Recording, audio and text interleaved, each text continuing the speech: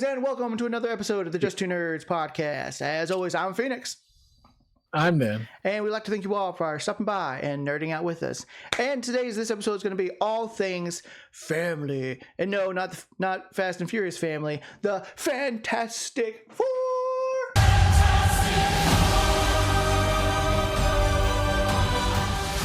That's right, we're going to talk about the Fantastic Four because, hey, we both finally got around to watching it. Well, about a week ago, actually. And I have heard enough of you people whine and complain and cry about this movie for dumb things.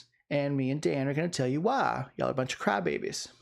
It really hurts. It really hurts to see that this movie should have better attention. Like, I'm not saying it's the best movie. It's the summer blockbuster that you should be seeing. But for it to have as low of numbers as it does, for it being better than all the other Fantastic Four movies we've gotten, and I don't want to hear anyone with your nostalgia bait about Jessica Alba, because those weren't good enough movies in my opinion. No. So, like, we're just gonna digress from those. All right, well, I'm sure we'll pretend that it didn't happen. Discuss those as well. But before we get into the Fantastic Four stuff, I want to try something new for this episode, and maybe it might stick around for later episodes. It might not. We just got a couple things that we've wanted to talk about, but due to timing and Superman and Fantastic Four and everything else coming up, we're like, oh no, we're falling behind on talking about it. So we're going to take a couple minutes, and I guess I'm going to start calling this the preview section. Flashpoints. I like that better than previews. Flashpoints. We're gonna do some flashpoints, and those flashpoints are gonna be make something new. At least make it nerd on topic. There you go. I was gonna call it preview because we talk about movies and stuff on here. So bad. You're so bad. I'm so bad at that. Where would you be without me? That's why you're on the podcast too, to fix that dumb stuff. Hopefully your smoke detector don't cough this time. Yeah, exactly. Oh, it might. It'll time out right at the end again. Anyway, our flashpoints are going to be talking about Ironheart, Jurassic Park Rebirth, K-pop Demon Hunters, and the news around the new Spider-Man. Because we just saw that, and I'm so excited for the new Spider-Man stuff. Like, don't let me down, Marvel. This looks some surreal Spider-Man. Ooh, we're getting some good Spider-Man stuff. But yeah, it's been a while since we've had really good Spider-Man stuff. Yeah. I can't lie. So that's exciting. But so we'll spend a couple minutes on those stuff, and then we'll do the meat and potatoes of it, being the Fantastic Four. And I'm thinking about how to go through this real fast. I say let's start with K-pop Demon Hunters, because I feel like we'll have the less amount to talk about that. You watched it, right? Yeah, I've seen it. Did you love it as much as I loved it? I thought it was pretty good for what it is, and I know a lot of people are giving it you see Disney, this is what we want, original story, original animation. And I'm sitting there, it's just like, guys, this is the same animation style, like same animation format, animated style characters as Spider-Man Into the Spider-Verse. The only difference is that it doesn't have the dots shell shading that you see in Spider-Verse, because it's not a comic book movie. It's completely something different. It's anime, so yeah, it's gonna have its own unique art style. The difference between the two is that while Disney, yes, uses the same animation style since they perfected it, I don't know, circa 2010. I want to say it was around the time where they started abusing the shit out of that bubble art style like that. Yeah, I think it started with like Rapunzel and Yeah, so around like the 2010s. Yeah. The difference between the two studios is that Sony has done the same animation style. The only difference is how often the Sony released a movie in comparison to Disney. That style looks really cool. Yeah. Honestly, I think that sells a lot of Spider-Verse, because it gives you such this 2D, 3D mixture really well, and then you have this comic book vibe to it. Like at first, my wife couldn't get into it, but then like she rewatched, she's like, "Okay, I'm vibing with it now." Like their characters, we talked about this at work. Their characters, on the lines in their face feel more organic than the bubble face of what Disney characters have. And again, we're not saying that people don't have soft, bubbly faces. No. Like, we're not saying that at all. What we're saying is that at a certain point, God, guys, can we get some normal faces here? Jesus. I guess you could always argue that Disney always had their classic style with their 2D, so why would their 3D be different? I think there's just something unique when you look at 2D. Even if characters look a lot similar, 2D just has a different feel that 3D doesn't have. So when you have stuff like Disney making their bubble over and over and over, people are like, okay, I'm not digging with this look no more. 2D just gets a pass because everyone understands. You're kind of limited to the platform of 2D. And as an animation major, I always prefer 2D, which also I think I really like this because there was a good mix of 3D and some 2D stuff that I was really loving. But yeah, when Disney does their stuff, it's a lot of bubble. I think Disney needs to mix in a little more different variety with their stuff because they have released a couple of newer films that have a unique story, but they keep with the bubble stuff and people aren't digging with it. Sony's like, hey, Spider-Verse worked real well. Let's try it with like an anime flair. And God, this movie accomplished that. It's not just the movie too, it's the songs as well. Oh, I think people love the songs more than the actual movie, but the movie's still good. If y'all haven't seen it now at this point, you're missing out. The song, unless you absolutely despise movies that sing, there's no reason why you shouldn't watch this unless you're a wannabe tough guy that's like, I'm not watching a show about singing. Fuck off. Every one of those girls was super great in that movie. If you just don't like musical stuff, I can kind of see that. But it's not a musical. It's a movie with music, right? Big difference. Yeah. And the That's songs... the outlier. The songs are absolutely great. My wife's not into that kind of stuff. We've watched one show that's considered a K-pop drama. If anyone's ever heard of it, it's called Exo Kitty on Netflix. I call it a K-drama because the setting takes place in Korea. You would have watched that. Oh, so the funny thing about that, not to delve heavily into it, she started watching it, and I came in after like half the episode. I'm like, what are you watching? She's like, that's this show, blah, blah. And I'm like, you know what? Fuck it. I'm going to watch with you, whatever. Didn't think I'd get into it. And of course I got into it. I was like, I'm invested now. I got to see the drama that plays out in this show. And I got way too invested. And then her sister's like, oh, it's like a series that takes place after these other movies type of thing. So we had to go back and watch all the movies. And we're like, okay, now we know everything. That show is such a K-drama if I've ever seen one. See, this is what happens when you watch stuff with your wife. You end up down the rabbit hole that you didn't even want to be down in the first place. Wow. Because you fell into it by accident. That's the whole crux of this entire thing. You fell into a situation that you didn't want to be in because of your wife. Which is why we've tried to convince her to watch K-pop Demon Hunters, because I started watching it when, like, a day after release, my brother was here. He was visiting with my daughter, and I put it on. He starts watching it. My brother's a lot like me, and he's only like 2.5 years older than my daughter. So this is why I love the movie so much more, is because this movie got my daughter to put her phone down and become invested in what she's watching. That hasn't happened in like 3 years.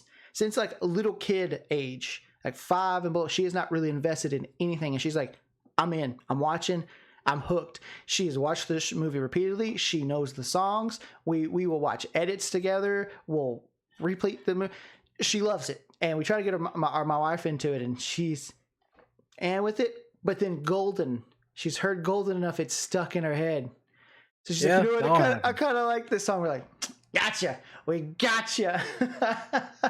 That's how it happened. I like Free. Free was my favorite song.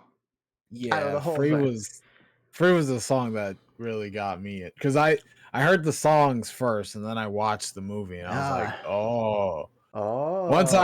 Once I saw the movie in tandem with the songs, it's like, okay, all right, I'm starting to see it a little bit more. I've seen, because again, you can just listen to it by itself, and both of them without the other, two fine pieces of media, but together, okay, I see the vision. I see where it's all coming together. We see it. Trust me. I've seen a lot of people on TikTok that listen to the songs and then go jump into the movie.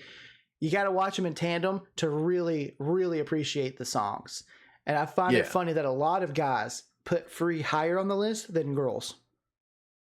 Oh yeah. I've noticed that Free usually is in like the top 3 if a guy rates it, but if a girl rates it, it's in like the back 3. And I'm like, why? This song is so good. Is it because the guy's admitting his feelings that a girl is breaking through his little shell and we're opening up and we're like, we all want that. We want someone like that. I think that's how I took it. Anyway, That's probably what it is. I love the movie. My daughter loves the movie. I can't wait for the second one. They are going to make a second one. And if you haven't watched it and you like animation and you like the Spider-Verse animation, go give it a watch. If you like movies with songs, go give it a watch.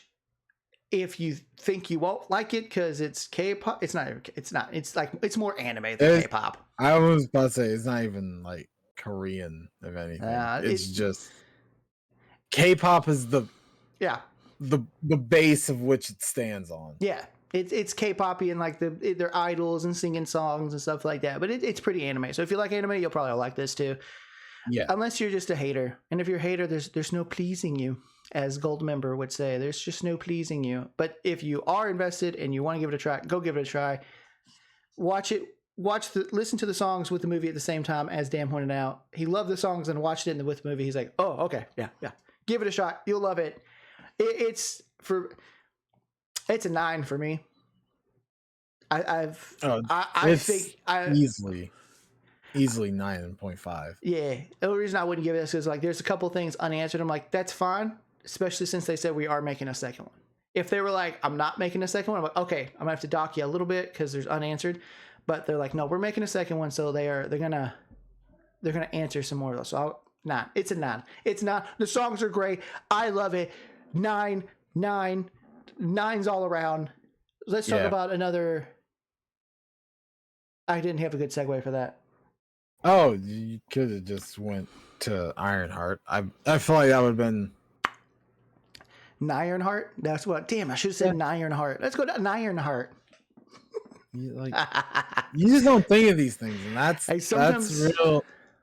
That's the issue. That's really the issue. I've slacked off in my stupid pun cuts. I've been working on them. Yeah, let's talk about some Ninerheart. Yeah, good old Ironheart. Which again, another thing where I'm sitting here is like, is it getting hate because you didn't watch it, or is it getting hate because you saw someone else say something about it and you didn't give it a fair shake? Because again, this is another one I went into completely objective because I didn't really care about the outcome. I was like, we're getting another series. It's directed by Ryan Coogler. What could go wrong? What could possibly go wrong?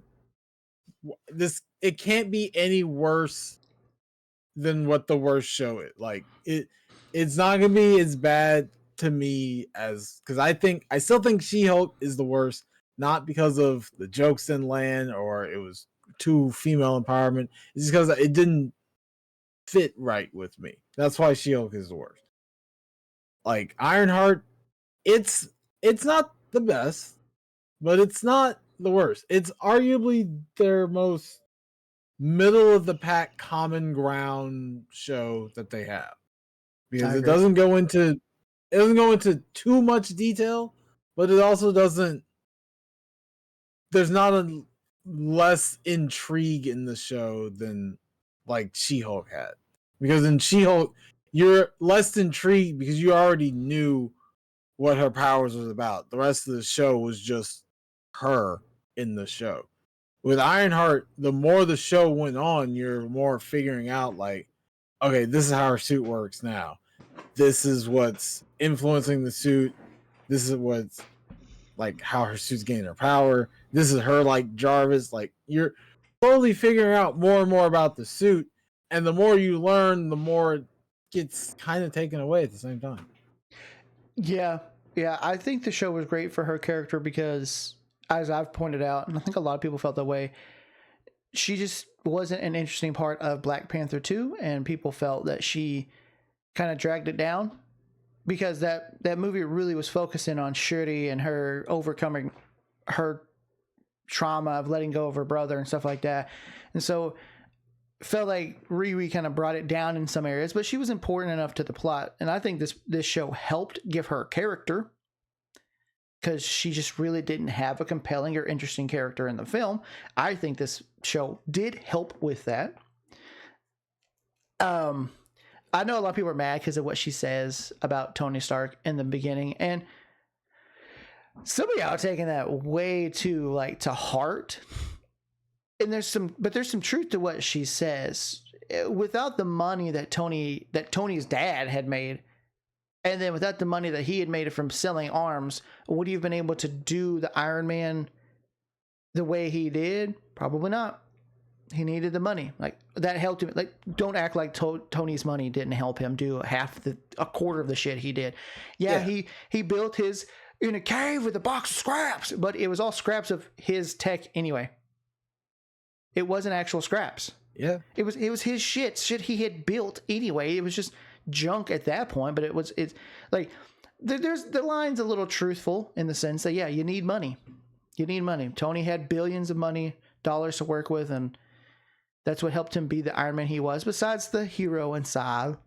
But the suit aspect, he needed the money, and I think a lot of people are just taking that line way too much to heart.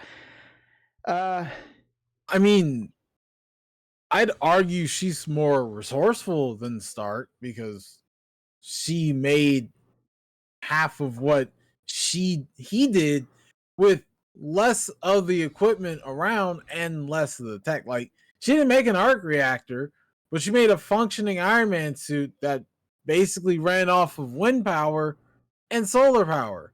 Yeah. And I think, like, come on, that's crazy. I don't know much about her character, but I feel like that's what she's supposed to kind of show, right? Like, I don't know. I don't think she's ever meant to be implied to be smarter than Tony Stark or even close to Shuri types of intelligence. No. But I think what she's supposed to symbolize as an Iron Man character is she's smart like Tony, but look what she's more resourceful than Tony, because Tony had all this access, whereas she doesn't have this access. And look how well she made her suit and how functional it is, and the AI and all stuff off of what she could find. I think that's kind of what they're supposed to show. Yeah, no. I think that's what she's supposed to be. A lot of the earlier versions of Ironheart had Riri basically kind of like a scavenger type character, where she was just going around getting the scraps, just collecting what she could to make her suit. And then in one of the issues, she of course meets Iron Man, and Iron Man gives her money and the grant to make all of her suits almost in the most same advanced tech as his. But of course, she never made her suits the same way that Iron Man did. Even when she got that level of money, she still made her suits solar power and wind power, because she was like, well, if you think about it, I think in one of the scenes, Stark talks about how when he got electrocuted versus Thor in a different fight in the movie, or not in the movie, in the comic books, how he used that energy to basically recycle through a suit, because he was talking about how resourceful her idea is to use the sun and the wind that's constantly there. And it's like, what if you get hit by a super powered shot of the wind, or a super powered shot of the beam or the sun? And it's like, oh, there's contingencies for that in the suit. Don't worry. It's just, I've never fought against anyone who's done that to me, so there's no reason for me to use those contingencies now. So she has plans for these. Like, she's smart enough to think ahead. It's just that she hasn't fought someone like Storm. We don't have anyone who can summon the power of the sun just with their hands immediately like that. No. Like, there's no one. And see, no one on that level. You talk about that from the comics. I think it might have helped her as a character. She'd have been introduced a little bit sooner, more in like the Phase 3 era, where maybe you could have had a scene with her at like a MIT tech show, because she was at MIT, right? Yes. So since Tony does stuff with MIT, you could have had that like just a moment, have her show take place then, or just have her in a movie where Iron Man's in it and he recognizes. I mean, hell, they I'm thinking- retconned the villain of Spider-Man by just showing him at that fucking one convention that Stark had for the memory thing. Yeah, Like they could have easily just retconned her into that same convention. Yeah, see, because the comic, I think that's a good setup because he eventually, clearly, he finds out about her or recognizes her and be like, you know what, kid, you got some spunk to you, here's some money. I want to see what you can actually do. I think people would be less annoyed with her at that point because she could stay scavenge him, and then Tony could have been really impressed with what she did, type of thing. Because she's totally modeling herself. It's a. I feel like her character,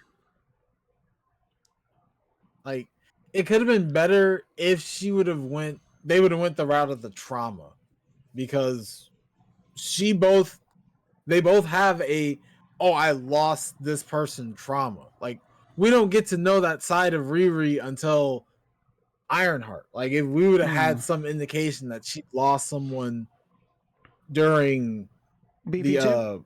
Black Panther 2? Yeah, in Black Panther 2, if we would have gotten that information there, like, I lost my best friend and I lost my dad in a crime that happened near our family shop.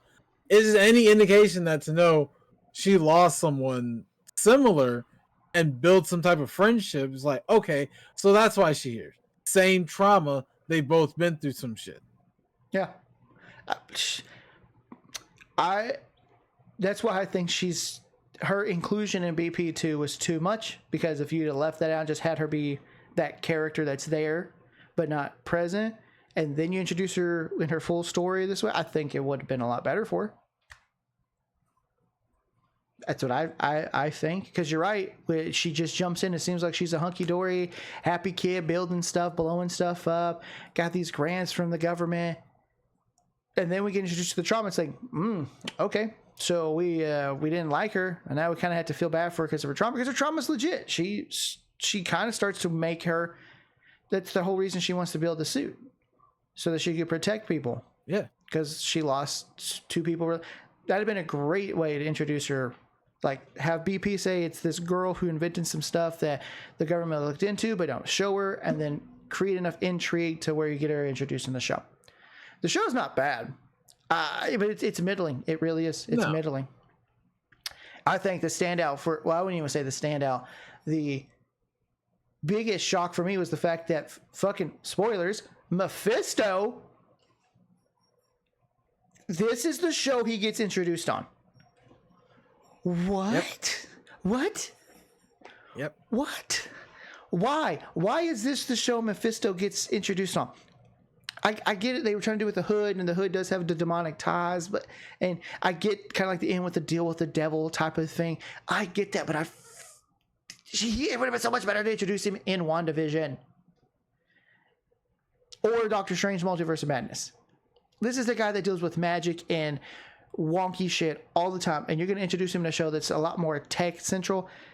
But I do like the idea of him being in the show from the stands of what he offered to the main villain, and what he offers to Riri is basically deal with the devil. I like that, because both of those 2 characters were wanting something so bad that they would make a deal with the devil. And I like that aspect, because that's is what he is. That's what he is. And Sasha, I didn't recognize him. I didn't. I absolutely did not. And not because I didn't recognize his face. I think it's because my brain was like, there's no way that guy, Borat, Bruno, fucking Jean-Pierre from Talladega Nights, he's Mephisto.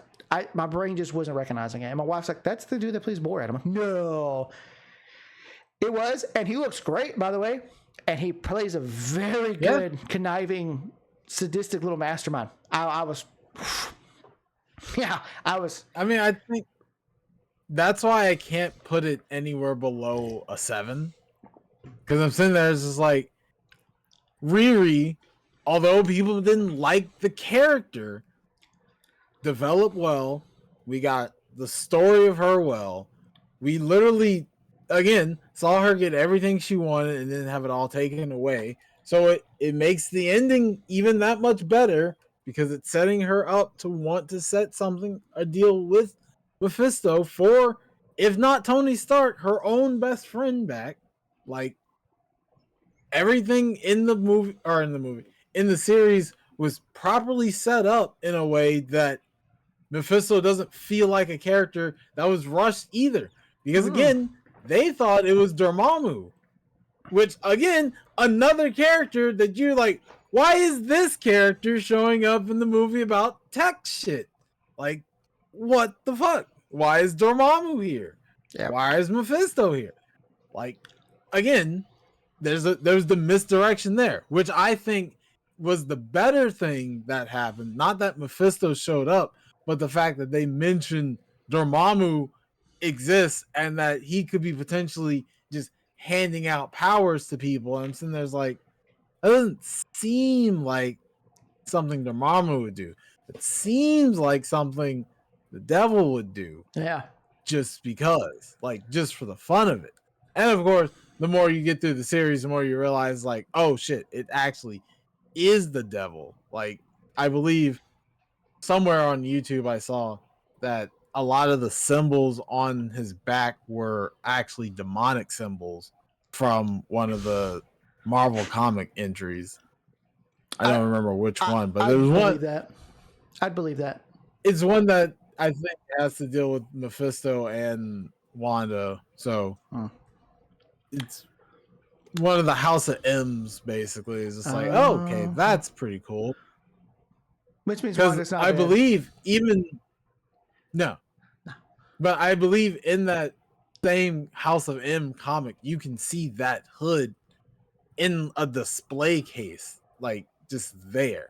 So this isn't an object that they just pulled out of their ass and randomly like, oh, here you go. Here's this thing. It's not like they do with Marvel Rivals and they try to find the most obscure things. Like, oh, look here, series about that. No, this is actually a thing from Marvel that existed. So before we say they're just making up characters for the sake of making up characters, they're not.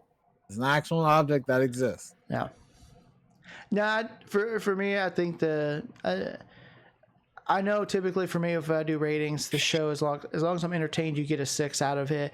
I was entertained, but not full. Like, I wasn't like super hooked in like I was with WandaVision. I really, really enjoyed WandaVision. I was hooked into the gimmick the whole way through. So for me, the entertainment value brought it up to a 5 automatically. And then I liked the use of Mephisto, even though it's so random for him to be in a show like this. The way he's used and him being introduced and the way he's portrayed, I loved it, because that is deal with the devil type of shit, and he's used correctly. We definitely got to do a watch party on the WandaVision series, because that was my favorite of the Disney Plus series. That was so much. And I had a friend, and I don't want to delve too deep into it, but I had a friend who watched all of it at once instead of weekly, and I was like, nah, you got to watch it weekly. It's what makes the anticipation for that show better. She's like, nah, I don't mind. If you watch, I feel like if you ask people who watched WandaVision as it was coming out, that mystery of trying to figure out what the fuck is going on is more fun than watching it in one setting. Like, I feel like you don't get the same. That's just me. I was trying to figure it out. I've seen I think it was on YouTube. It's probably taken down now.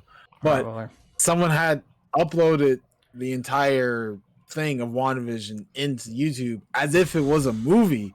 And if it's playing like that in that format, holy shit, it plays as an amazing movie, because it also plays like, oh, it loads up this movie. Oh, and you load up this tape. And then you finally realize, like, this is all just one big bullshit anomaly happening at the same time. You're just like, holy fuck.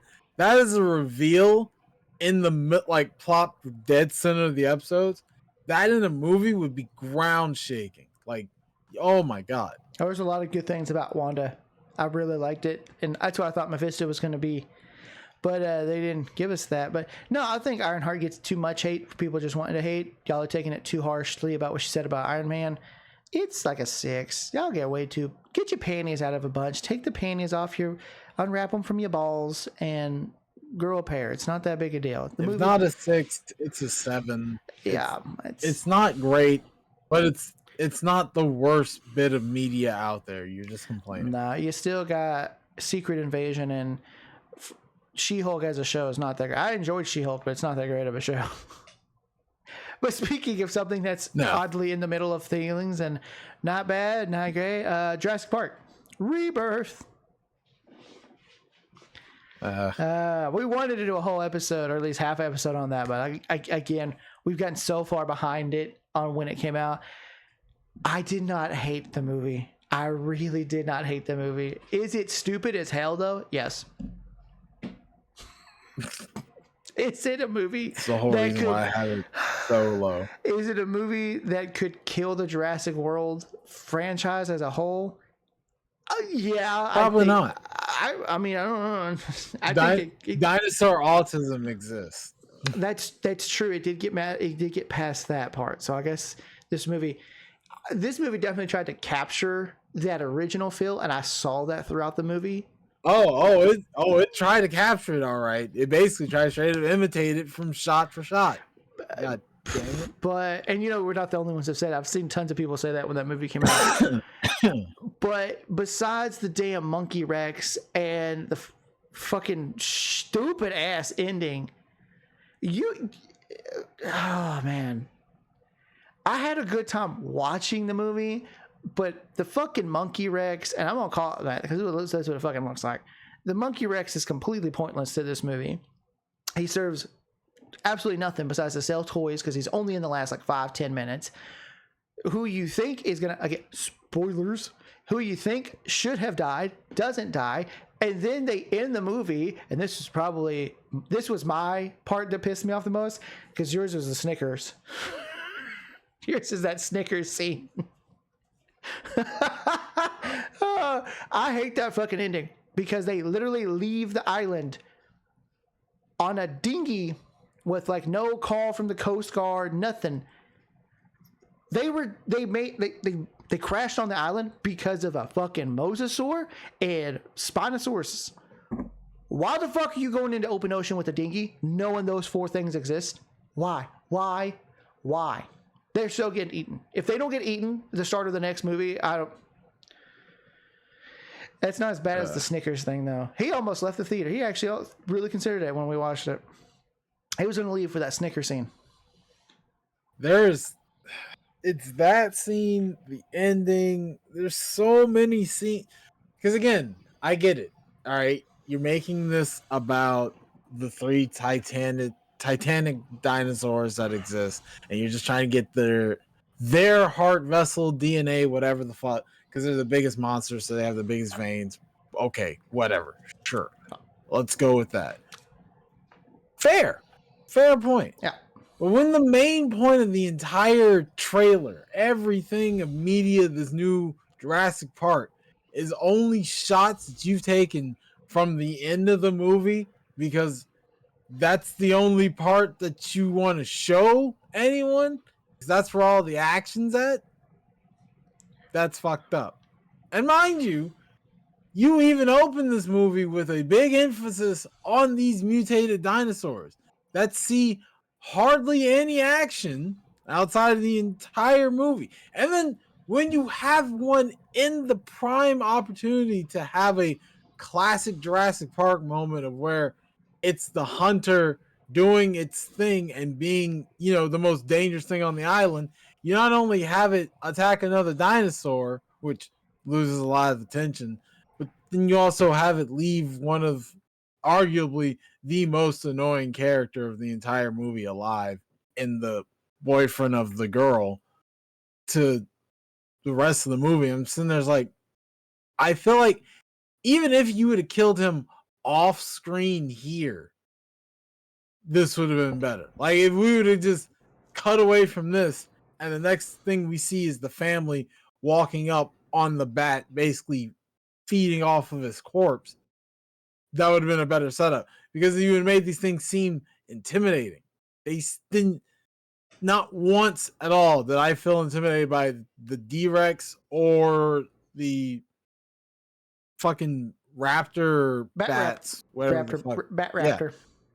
Whatever those were, didn't feel intimidated by them all because it was just like I didn't see them do anything kill anybody because they don't show. You don't see anything at the beginning. You just see the fucking Final Destination Snickers bar cause the entire island to fuck up, and then sitting there's like, all right, because sure, we needed Death's hand to play a part in the giant dinosaurs getting out from contamination because a genetically altered dinosaur wouldn't be strong enough to break through anything it was put through. You're bullshit. I call bullshit. Yeah, again, I feel like if it's genetically altered, it should be strong enough to break out itself because, you know, it's enraged or something happened. Not because, oh, this candy bar got stuck and it caused everything to jam up Final Destination style. Yeah, no, that shit was so Final Destination, 100%. It was so Final Destination. The Bat Raptors have one brief moment that would have been better if they had killed the boyfriend. Yeah, he makes a good character turnaround, but would have been better if he'd have killed him with the Bat Raptor. The Monkey Rex never does shit until the middle of the end. They hear him roar, but you don't see him till the end. If you'd had him chase them throughout the scenes, maybe. But he doesn't chase them. At least have him as a constant presence. Like, yeah, I thought this movie was going to lean a lot more into the horror aspect. Like, you go to the island because it's where those 3 dinosaurs live. Perfect. There's the idea behind it. Fine. I thought going to be on this island, you're going to get slowly hunted by these things, so they're having to be very cautious. No, they're not. I was entertained, but this is not a good Jurassic Park movie. Not at all. Yeah. And I wanted it to be. I really did. I really wanted it. I wanted to have fun. And I don't hate it, but I don't... there's a lot of really stupid fucking decisions made in this. Really, some good moments, and then some mostly bad moments. And it's like, fuck! Yeah, you're right. The Snickers was bullshit. It would have made more sense to have someone try to steal information and then they get into like a fight because someone catches them, and through that fight and the scuffle they bump into something or one of the consoles, and the consoles accidentally triggers the unlock the doors type of situation. That would have made more sense than the fucking Final Destination Snickers. The Snickers wrapper was them saying, we don't know how to write a way of making these dinosaurs escape, so we're just gonna bullshit our way through this. Yeah, that was dumb. The fact that they didn't use the damn mutated dinosaurs all that much in the movie, dumb. The ending, dumb. This movie's like a fucking 3. That movie's like a 3. It barely gets a 2 from me. It's like a 1.5. There were some enjoyable parts for me when you get in between those 2 moments, the middle and the end, that I'm like, I'm vibing. But it's a fucking 3, 2. It's dumb. It's so dumb. If it wasn't for the fact that they showed dinosaurs, this movie would make no money. No, because not at all. That's the entire reason why I saw families going to see it, because it was little kids getting to see the big dinosaurs on screen. Yeah. No, it was. But a movie that will make money, and we'll get through this so we can get to Everybody Wants to Hear Us Fantastic Four, is the scenes for. We got set leaks for the new Spider-Man coming out, and it looks. Yeah.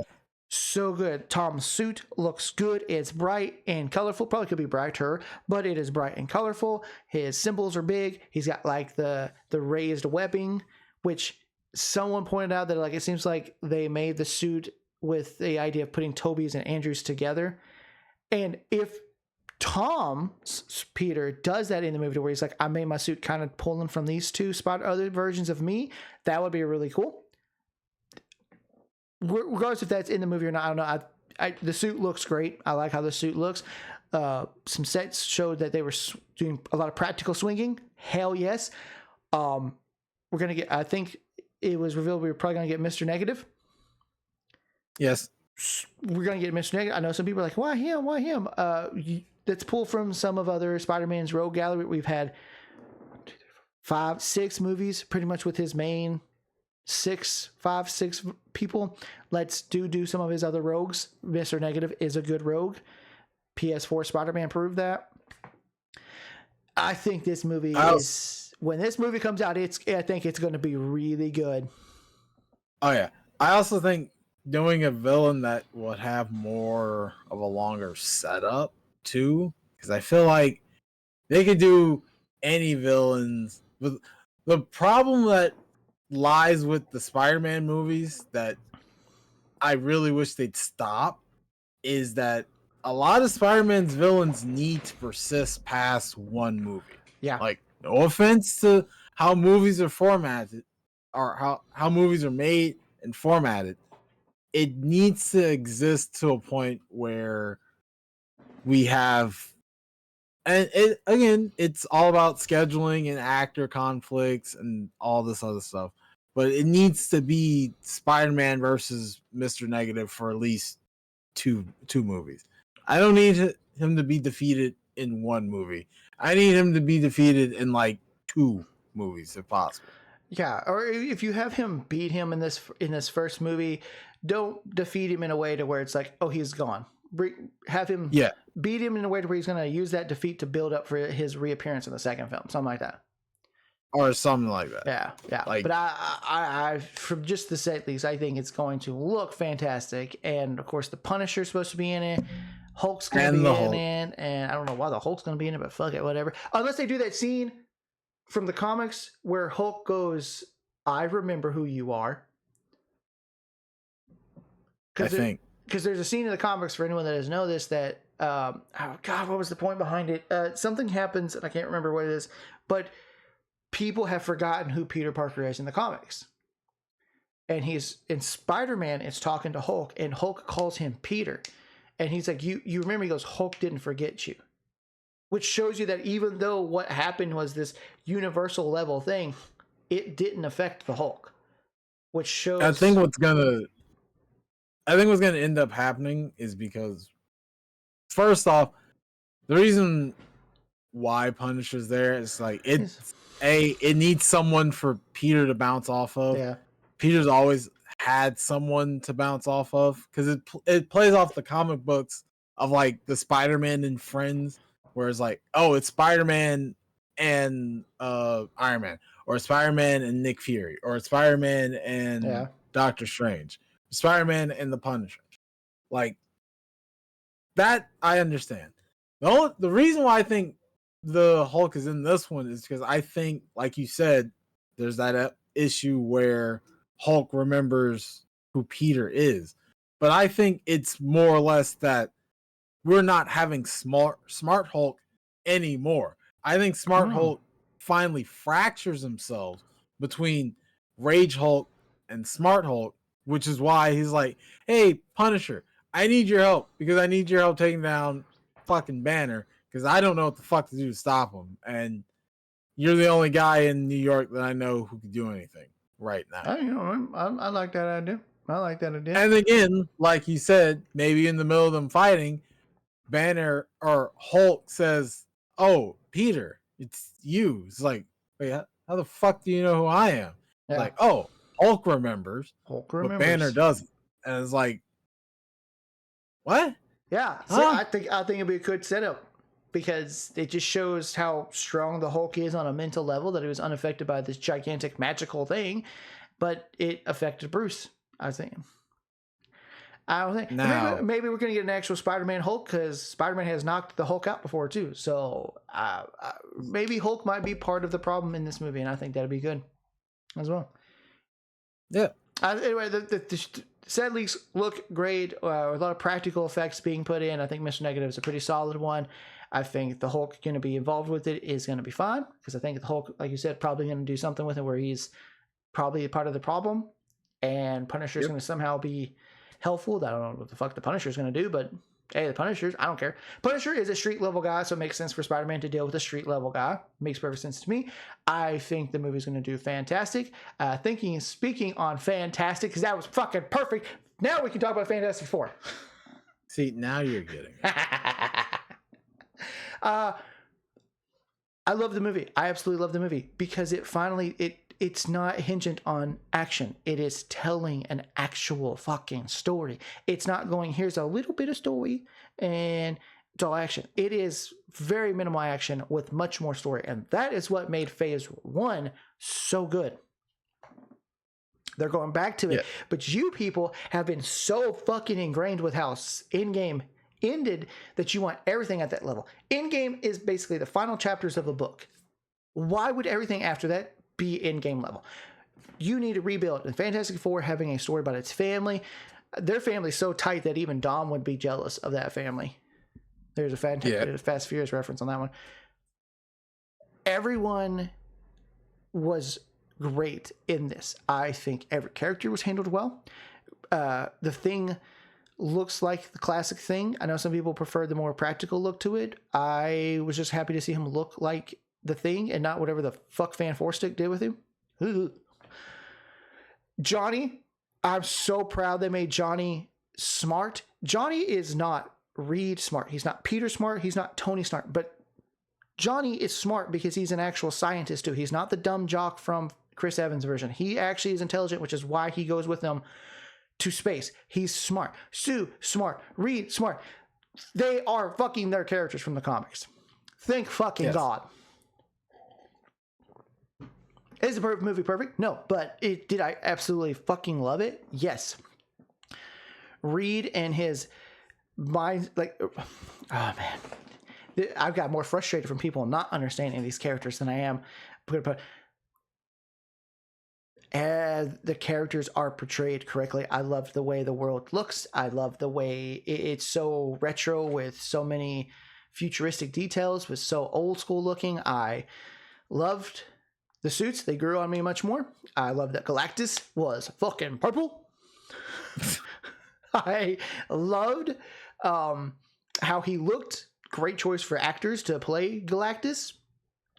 Would I have liked him to see him like grow big enough to like grab the planet? Sure, whatever. I don't give a shit. His ship is in the comics, so shut up. Anybody haters? There was so much right about this. Galactus can grow his size at any point he wants to. Yes, god damn it. It's fine. It's fine. If you're going to talk about comic book movies, you should have a little bit of knowledge about comic book movies, or if you know nothing about the comic books and the comic book characters, strictly talk about what the movie gives you. And a prime example is, I'm going to call them out, I don't give a fuck. The Escape podcast has been called out relentlessly over the last couple of weeks because they are two guys that apparently don't fucking know shit all about comics, but try to act like they do when they critique it, and they know nothing. Nothing. I don't know how many people called them out about their take on the Thunderbolts, because they're like, if you knew anything about the comics, even a little bit about the Thunderbolt characters, you'd realize how this works or how Century worked this way. But it's like, if you know nothing about comics or the characters involved with the comics, just critique it for what the movie gives you. Don't try to be all, don't. I'm not a Fantastic Four aficionado, but I know a lot more about the fucking Fantastic Four than probably those two idiots. Because, I've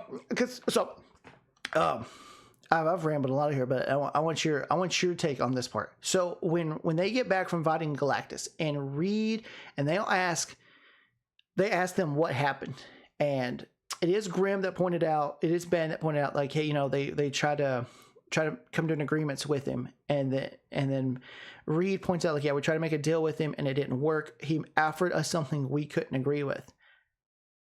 Everyone's mad at Reed for telling the truth. I understand why Reed told them the truth, and the movie tells you why it's important that Reed tells them the truth, and the setup leading to this, like the beginning of the film, tells you why it's important that Reed not only tells them the truth, but why Reed would tell them the truth. What did you think of this? Do you think Reed was wrong for telling them the truth? Should he have lied? And if he was supposed to lie, everyone that sees this part, put in the fucking comments, make a video, give me a fucking lie that you, as Reed, could have told the whole world, because the whole world was going to see this. Convince me and give me a lie that would make me go, you know what, Reed? We're glad you said no. We'd rather be fucking destroyed. Give me a lie that would actually fucking work. That the world would have agreed to be destroyed rather than let Reed agree to that. Give me a fucking lie, because I don't think you can come up with one. What did you think about this? I think this is in two parts. First off, where they messed up is not saying that they were going whoever said that they were going up there and defeating Galactus, that was mistake number one. They should have never said that they were going to defeat Galactus. Now, on to what it says on the return. I would have told them I would have said the truth, because I don't know what, I can't lie to you, because if I lie to you, I put you into a false sense of security. And him being the smartest guy on the planet, he realizing that if I tell them a lie, eventually they're going to find out when Galactus shows up here in a few months, if I don't try to prepare them for what's going to happen. And again, eventually he even talks about it with the equation, about how he needs a lever to pull in order to make something happen. Like, you give him an equation, all he needs is a lever. And then there's like, that's fair. Galactus was the equation, the lever was teleportation. And in a long way, he eventually came up with the idea that we need to teleport the Earth, which then devolved into we need to teleport Galactus, which again would have never happened if he doesn't tell the fuck truth. Like, I don't know which way you could segue this into him lying and then them also still working out with them eventually inevitably winning at the end. I don't see it happening. Exactly. They have built up their team as people that the world can trust. That the whole world in this movie said, like, we put a lot of faith in Fantastic Four. Like the UN. That's why the Future Foundation exists. Yes, the Future Foundation exists that way. I loved the logo of just the Fantastic Four flipped around. I loved the I loved the Easter egg with Latveria having no one there, which means Doom does exist, which means I guess Robert Downey Jr.'s Doom is probably from that universe. Because spoilers, post-credit scene shows Doctor Doom, but it's the back of his head. And I also don't think that's their Robert Downey. I don't think. You think that's another Doom? Like Robert's from another. Yes, I think that's a completely different Doom. If they do that, I would be, because people were mad about Robert Downey Jr.'s Doom, but I think Robert Downey Jr. is good enough actor. He can make a good Doom. But I do agree we need a truly authentic Doom that's like more not someone that was in the MCU playing another character. I don't mind Robert Downey Jr. playing it, but I do think Doom should also have his own person. So if they actually kept it a secret and say, no, we have an actual Doom that exists in the Fantastic Four universe, but we're not going to tell you because we're going to reveal that in Secret Wars, that would be fan-fucking-tastic, all puns intended. I feel like idea. That's something that they're setting up, because when you hear at the end credits scene, you hear this audio cue, and again, Sue hears it herself because that's when she turns and looks, and she, without hesitation, starts using her powers on her arm, which means she heard something that she clearly wasn't supposed to hear, which I think was the teleporter that Dr. Doom is known to have, like his little green teleportation door that he has, that every Reed has because they fight Dr. Doom and they've copied the technology. Like, I think she hears that, but it's not because she hears the Dr. Doom from her world stepping through the time gate lexicon to come get their son. I think it's the one from the Marvel Universe's world, the 616 universe, because at the end credits of Thunderbolts, you see that same Fantastic Four come through the time-space continuum to our dimension, which means they are looking for something, which means they'd have to be looking for their son, which means it's not our Doom or their Latvian Doctor Doom that did it. It's a Doctor Doom from a different dimension, because why else would they be coming to our universe if it was their own Doctor Doom? You know, and I've seen that post-credit scene. Thanks TikTok. but someone pointed out, I don't know if it's true, but the director of Thunderbolts didn't know about that post-credit scene going to be added. So, or Fantastic Four's director didn't know that scene was going to be added. So that's why it's. But I like that. I like where you're going with it. Because why would if it's their doom, why would they come to this universe unless that doom inevitably runs to our universe? He's either like you said, he's either a doom from this universe, so my dog decided to come in, or he's the doom from their universe, and he just dips out because Doom knows about all these different universes. And we know this is already a plot point in Fantastic Four because Reed's talking about it in the beginning of the film. Reed's casually teaching children about yes interdimensional travel, and then blowing stuff up. Love that scene. The other kids are like, he goes, y'all want to see something get blown up? That is some science classroom. I remember being in science class for that. I'm like, I'm bored. And the teacher's like, y'all want to blow up some shit? Yes, let's go blow up some shit. But what I loved about reading this, because people are giving too much shit for Pedro on this. Do y'all not realize how intelligent Reed is? I don't think any of y'all actually realize how intelligent Reed is. Reed is not called the smartest man in the Marvel Universe for no reason. And because he's so intelligent, his brain doesn't process shit the way a normal person was. And especially when he's talking to reporters, his brain goes full logical, which is why in the movie you see him on multiple occasions, and even Sue gets mad at him because he's like, logical answer? Franklin. Galactus wants Franklin. We can use Franklin. And what mom is going to agree to that, first off? What parent is going to agree to give up their fucking kid? The reporters and those people were just mad, but not a single fucking one would have done anything different. They would have saved their kid. But that moment where Reed's like, I can't think of an answer, and he's like, basically it dawns on him, Franklin. Sue gets mad and leaves, but Sue understands because she's also like, yeah, you kind of have a fucking point. Shit. Because she doesn't want to admit that, but that's where his brain always does. He's trying to find the logical answer, not the emotional answer, not the heart answer. His brain's always going pure logical. So he's going to give you an answer based on logic. And the Fantastic Four relies on him. The world relies on him. And that's why he tells the truth during the interview with them, because if he doesn't tell them the truth, you don't get the scene where the whole world comes together to build the teleporters, because they're so mad at the Fantastic Four for making that decision that Sue's conversation basically is like, what mother, what father would trade their child? You wouldn't do it. Why are you asking me to do it? But I'm not just going to abandon you just because I'm not abandoning my kid.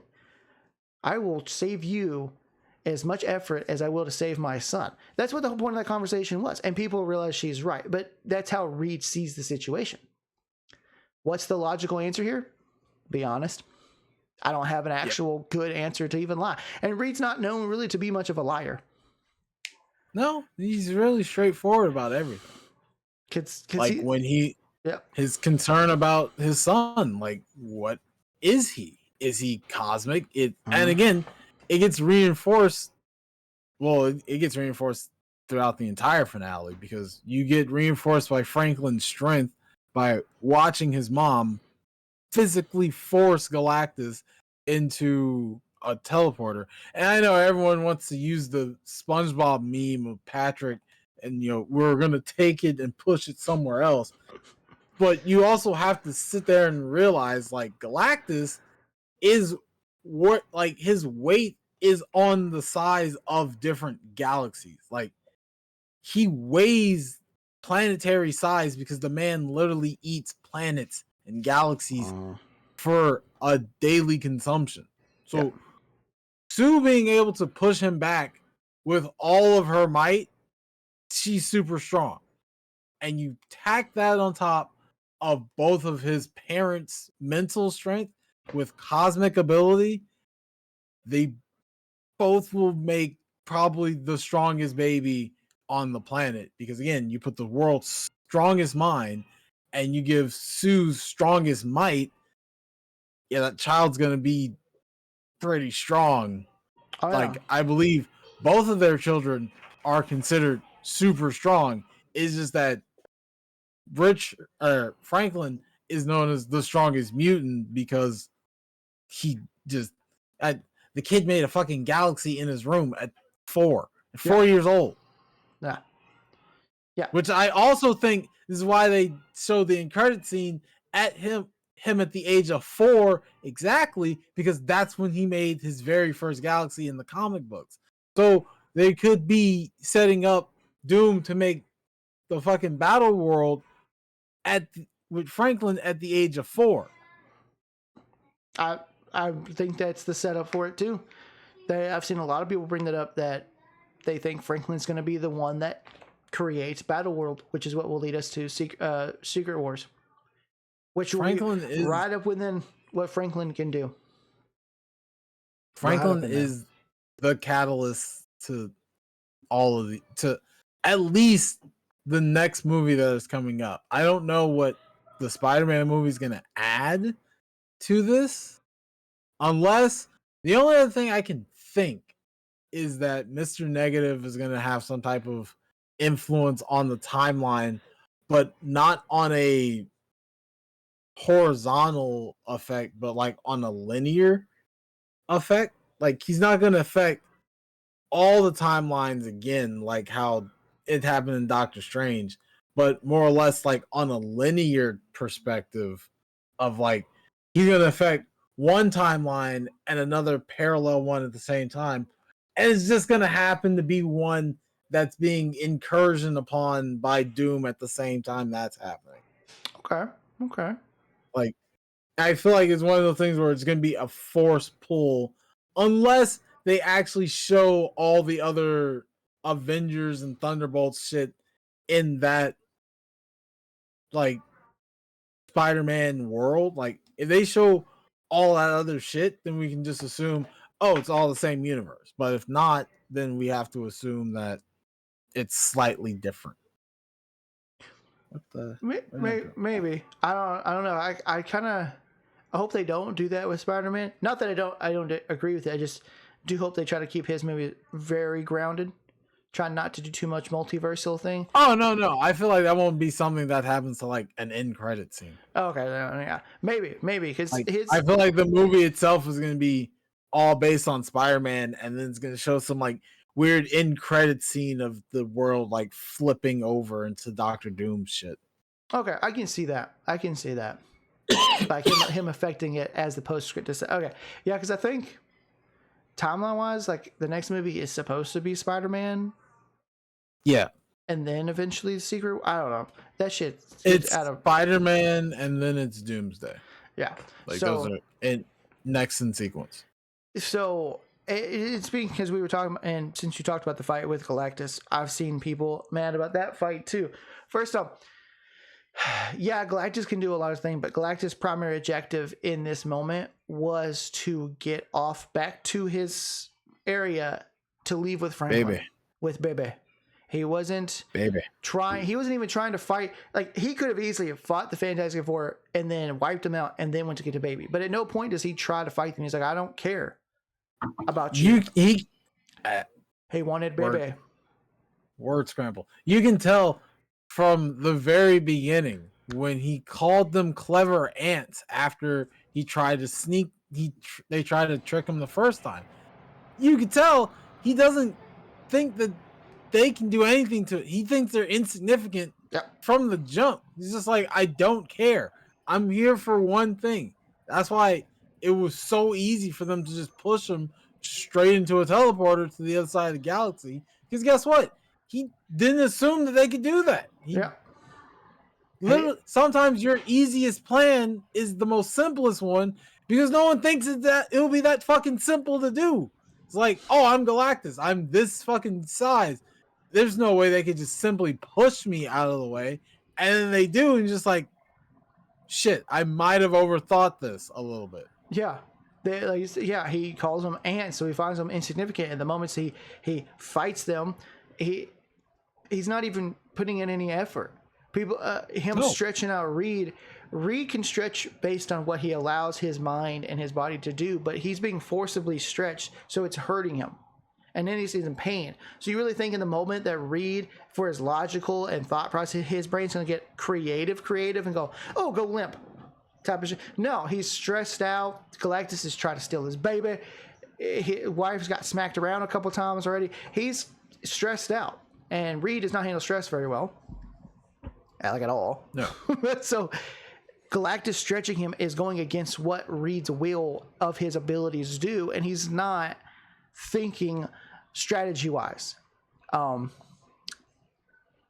So that actually lines up. I don't think that was a terrible thing, because we see him stretch plenty of times in the movie like it was nothing. So it was just that moment he was overstressed. Again, baby getting stolen, wife just got smashed into a building, she's unconscious. Where the fuck did Grim and Johnny go? He's like, where is everybody? He's by himself. He's stressed the fuck out. Reed does not handle stress very well. They pointed out several times in the movie. It's like people watch this movie and see the character of Reed just be all like, stress levels start to rise, and he goes, I'm out. And they completely miss this fact about him. If any of y'all watch The Big Bang Theory and how Sheldon Cooper's character handles people and emotions and stressful situations, he just dips to avoid it. That's Reed. That's Reed. I mean, he's way smarter than Sheldon Cooper, but that's Reed, and that's why the Fantastic Four has to bring his ass down.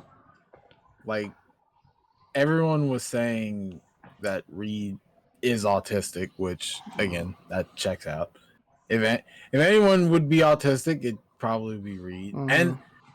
And from what I've seen, a lot of people are like, no, that's a tendency that a lot of people with high autism do.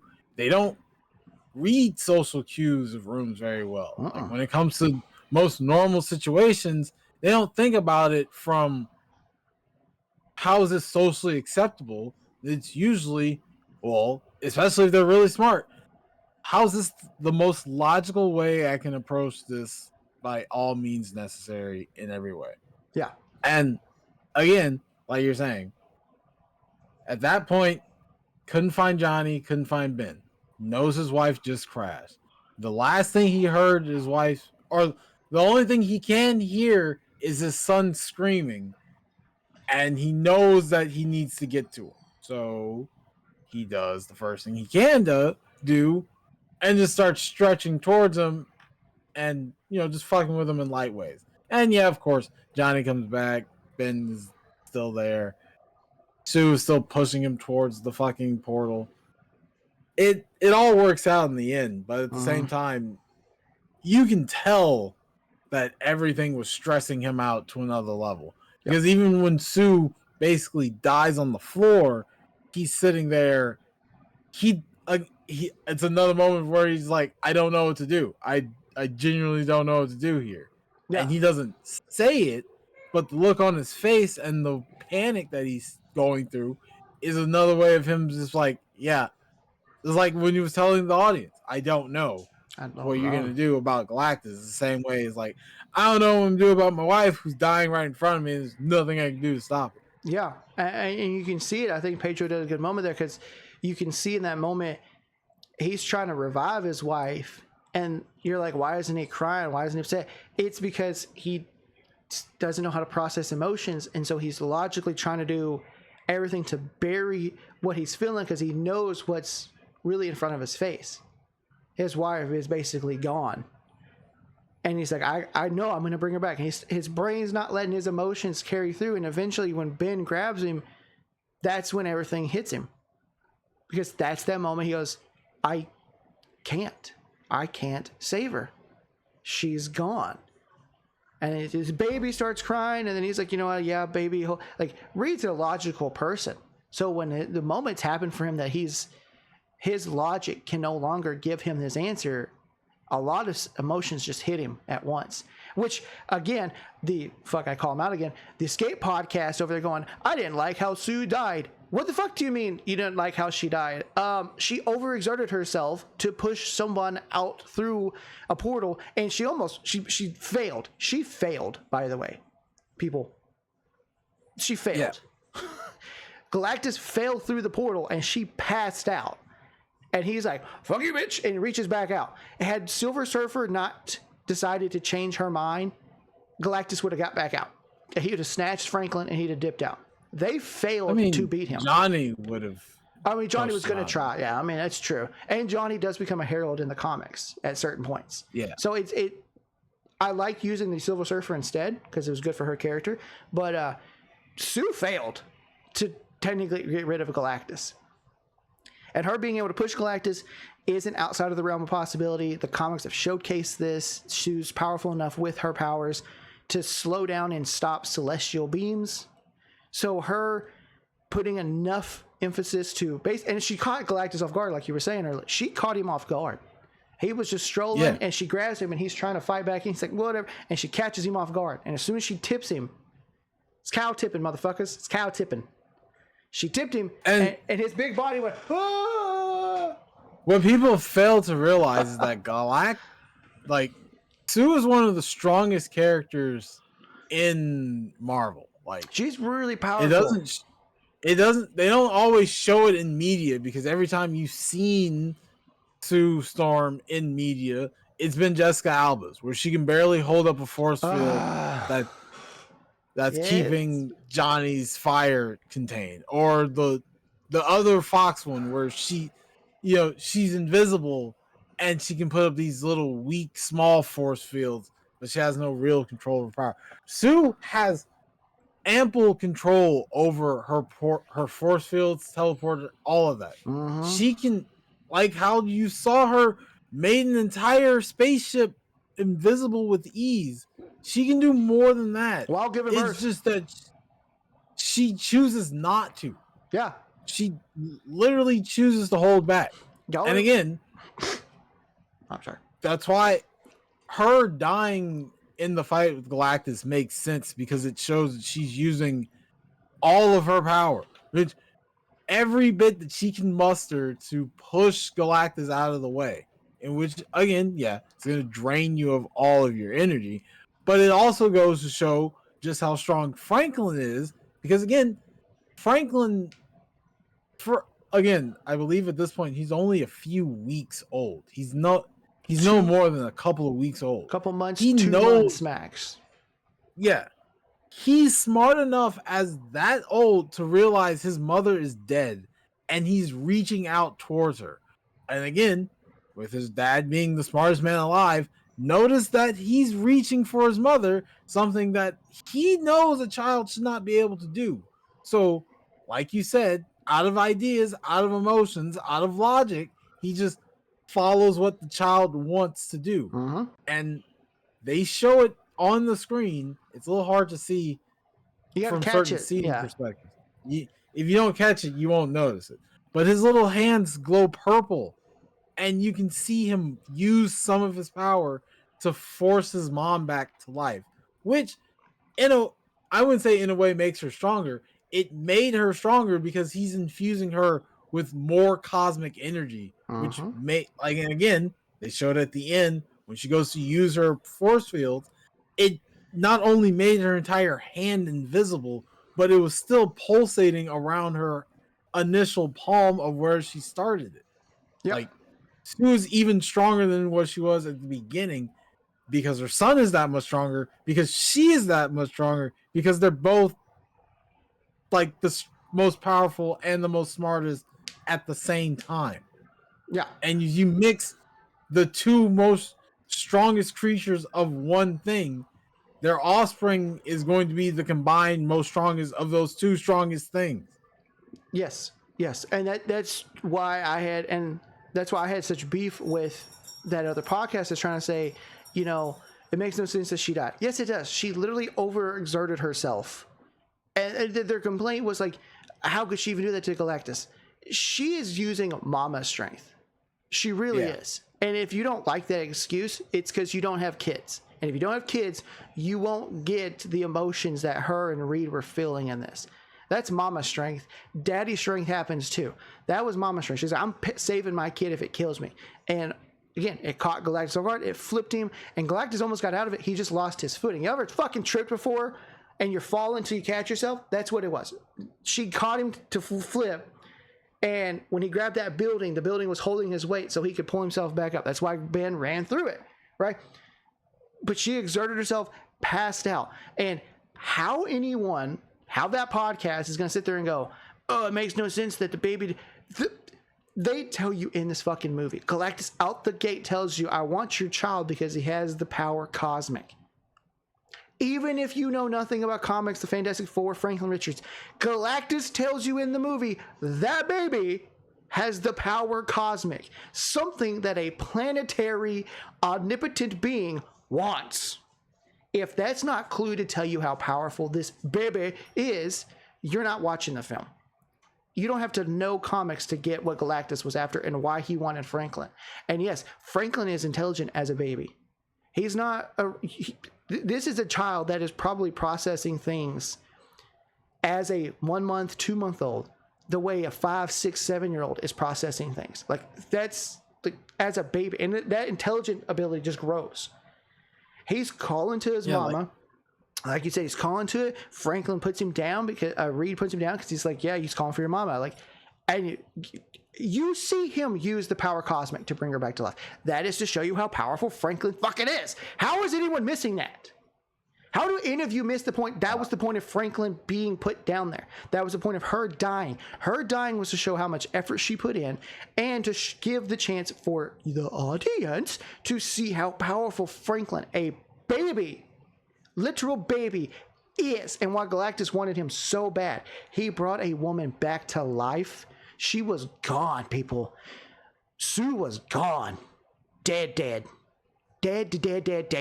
And he brought her back through his own powers of reality warping and cosmic abilities. He brought her back, and yeah, he definitely gave her a boost. Absolutely. That is to show you how powerful Franklin is. If you cannot grasp that concept, you're not watching the fucking movie, and you know nothing about fucking Franklin Richards, and you know nothing about the Fantastic Four, and if you know nothing about the fucking shit, just watch the fucking movie and gauge it by that. Don't pretend to be comic book people and you don't know shit about these characters. God, the movie fucking spoon feeds the shit to y'all, and y'all still missed it. That's why Franklin was there. That's why Franklin did it. And that's why the scene with fucking Doom is important, because, yeah, 4-year-old Reed in the comic, or fucking Reed, 4-year-old Franklin is creating galaxies and realities at 4 years old. Doom is looking for that child. Yes. Galactus doesn't just want a random baby. He wants a baby that basically... He wants something that will satiate his hunger. Or and the only way to stop... Well, it would be satiate because he can create an infinite amount of galaxies and universes. Yep. Galactus's hunger is to an infinite amount. You add two infinities together, they cancel each other out. All he wants is Franklin's powers, so he never has to worry about feeding again. Yeah. Or he'll let Franklin kill him. Franklin's like... He's like a giant cosmic battery. Yes.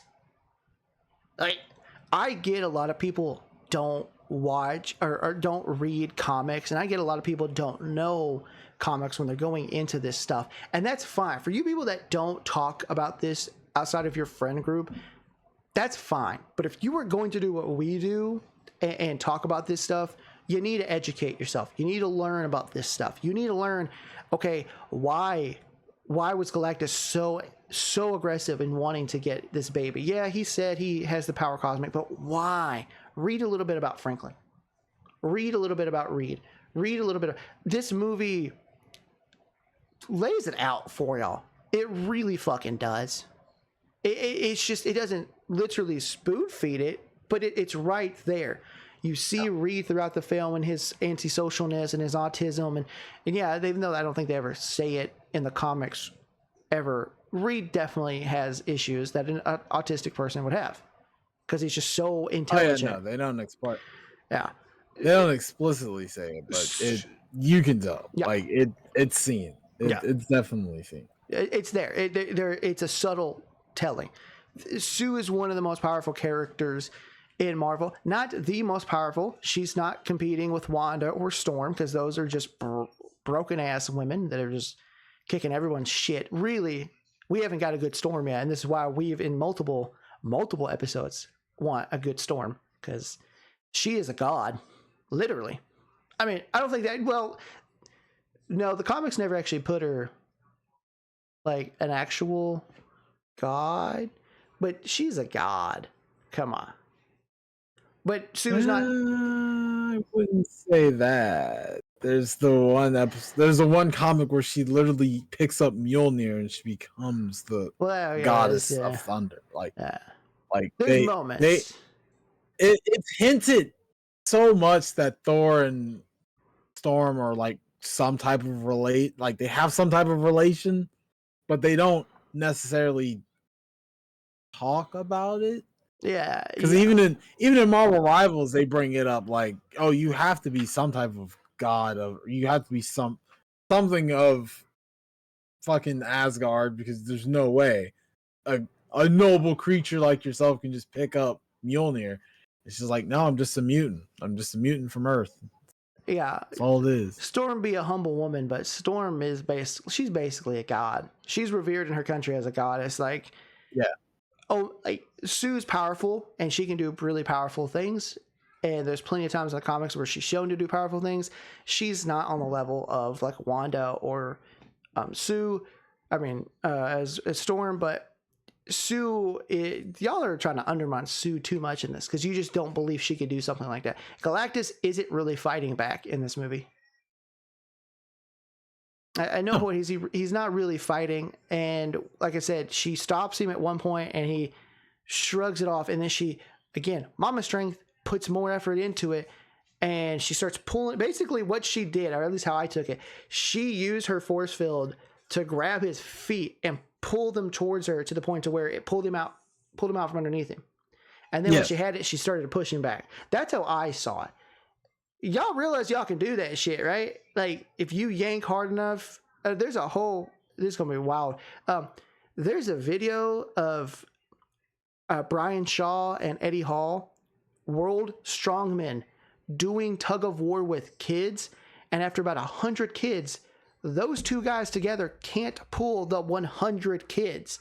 The kids beat them, and I'm sure you can say it's called leverage. Yeah, I'm sure people are gonna be like, oh, they let the kids win. No, like it's to show you what you can do with enough ample leverage. At a certain point, you can tilt things in your favor. And everyone was like, well, yeah, if each of those kids was like, like 60 pounds. Even if you say each one of those kids were like 60 pounds, 100 of them, that's 6,000 pounds, dude. People have never been told, or I guess some people have never grown up with sisters and had that conversation about when a person is just trying to take you and you don't want them to take you, you need to get as low to the ground as possible. Shift all of your weight down. Mm-hmm. That way it makes it very difficult for someone to try to take you, because you're shifting your weight to a lower leverage. If you're lower to the ground, you have the most leverage. Again, it's like in football. When they want you to get underneath someone's pads, you need to get lower to the ground to have more leverage. She literally just did a massive leverage pull on Galactus. Yep. Which, for the smartest people in the world, it's some of the simplest applied science ever. Yeah. You wouldn't have been able to do it if Galactus had his feet spread wide, because he would have the leverage, but his feet were close together, and she grabbed both of them, and she pulls him, and she just starts like, as soon as he tilted, like you take a big heavy person, as soon as you get them to lean further back away from their feet, they're gonna go. Like that, get leverage. That's why you pull when you sweep the leg. You get the foot far enough away from the center of gravity, you're gonna tilt up, and that's all she did. She pulled the feet enough from him to where his whole body shifted away from her. And then she pushed him, which is within her realms of doing it. And unlike the bullshit of Jessica Alba's and fucking the other one, she's not bleeding because she doesn't do that shit. Unless she's in severe strain, not little strain, like severe strain. But that didn't even strain her to nosebleed. It straight up just exhausted her. She put in so much effort to push Galactus, it killed her. That's no difference than people dying in childbirth. So much energy was exhausted to do this one task, it killed her. And Franklin brought her back, which is why it's important that they did this. It makes sense. Franklin is, God, you motherfuckers need to pay attention to this fucking movie. It's not hard. There's simple shit here, and if you don't know about these characters, go read the fucking comics or just YouTube a fucking video. And for any of you who are gonna say, "Oh, but the first Fantastic Four movies were so much better," I raise you the second one and what they did with Johnny Storm in the first two, because first off, let's go with the second one because that's where I'm gonna start off my rant with. That's not exactly how Silver Surfer works, A, and B, that's not Galactus at all. First off, yes, they showed the Silver Surfer having the ability to just fly through things, fly the speed of light. Sure. What they didn't do is they didn't show the Silver Surfer actually surf on things. Like they did in this movie. Like the Silver Surfer in this movie, on, I want to say, at least 4 different occasions. There was in the wormhole, around the dark hole in space, the lava on Galactus's ship, and the water coming from one of the teleporters. 4 different instances of the Silver Surfer actually surfing on things, using, like, doing what the Silver Surfer does in the comic books, of actually surfing on cosmic entities' rays and just being a actual surfer to the name and its degree and all that it suggests. Like, the Silver Surfer and Galactus was done. You can say whatever you want about how the Fantastic Four was portrayed, how they looked, how the characters look, how Franklin was done, how the CGI was done for Franklin, how Miss Fantastic looked. You can say whatever you want, but you cannot deny that this is the best version of Galactus and Silver Surfer we've gotten in live action ever. And what's the actress name? Julia Gardner? Is that her name? Yes. She did fucking phenomenal. Yes. Like she was great. I don't know if people were giving the CGI a little crap, but she looked good, acted good. That she's doing shit with silver, like, she brought it. She brought it. I loved her. Again, there's the whole, that middle chunk of the scene, the middle chunk of the movie, where they're in between space and not in space. Some of the best film work, because the stuff with the black hole. You get to see the beauty of what's them from when they leave Earth to when they come back to Earth.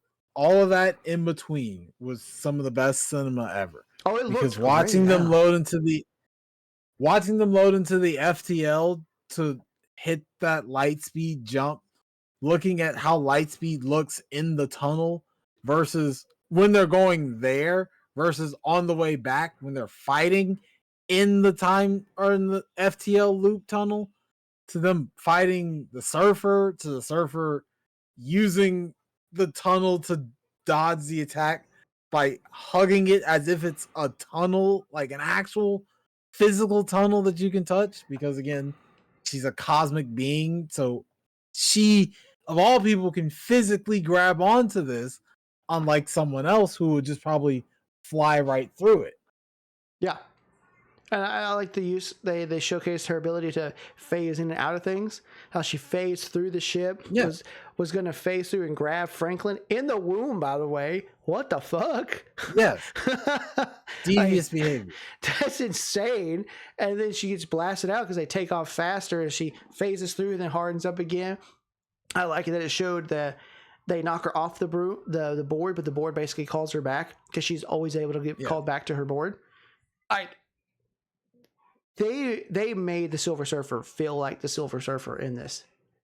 The surfer having ungodly amount, like being able to hit light speed at a moment's notice to catch up to anywhere, like, because again, you see it multiple times that they completely leave the surfer in the dust, and every time she is caught back up. Like, they even gotten the math right on what it would take for her to escape the black hole. Like, They got that math. Yeah. That's math that you have to do to get right. And it was like, it should take her at least a month to get out of there. And it's like, holy shit, she's that fast that she can fly out of a black hole in a month? That is insane. And that is pretty comic accurate, by the way, for those that don't know. Silver Surfer is a fast fucking character. They're no Flash fast, but they're fast. On a cosmic level, like, you can take the Flash, put him in space, he can't do shit. They're like, the Silver Surfer is basically if Flash was in space, so to speak. Yeah.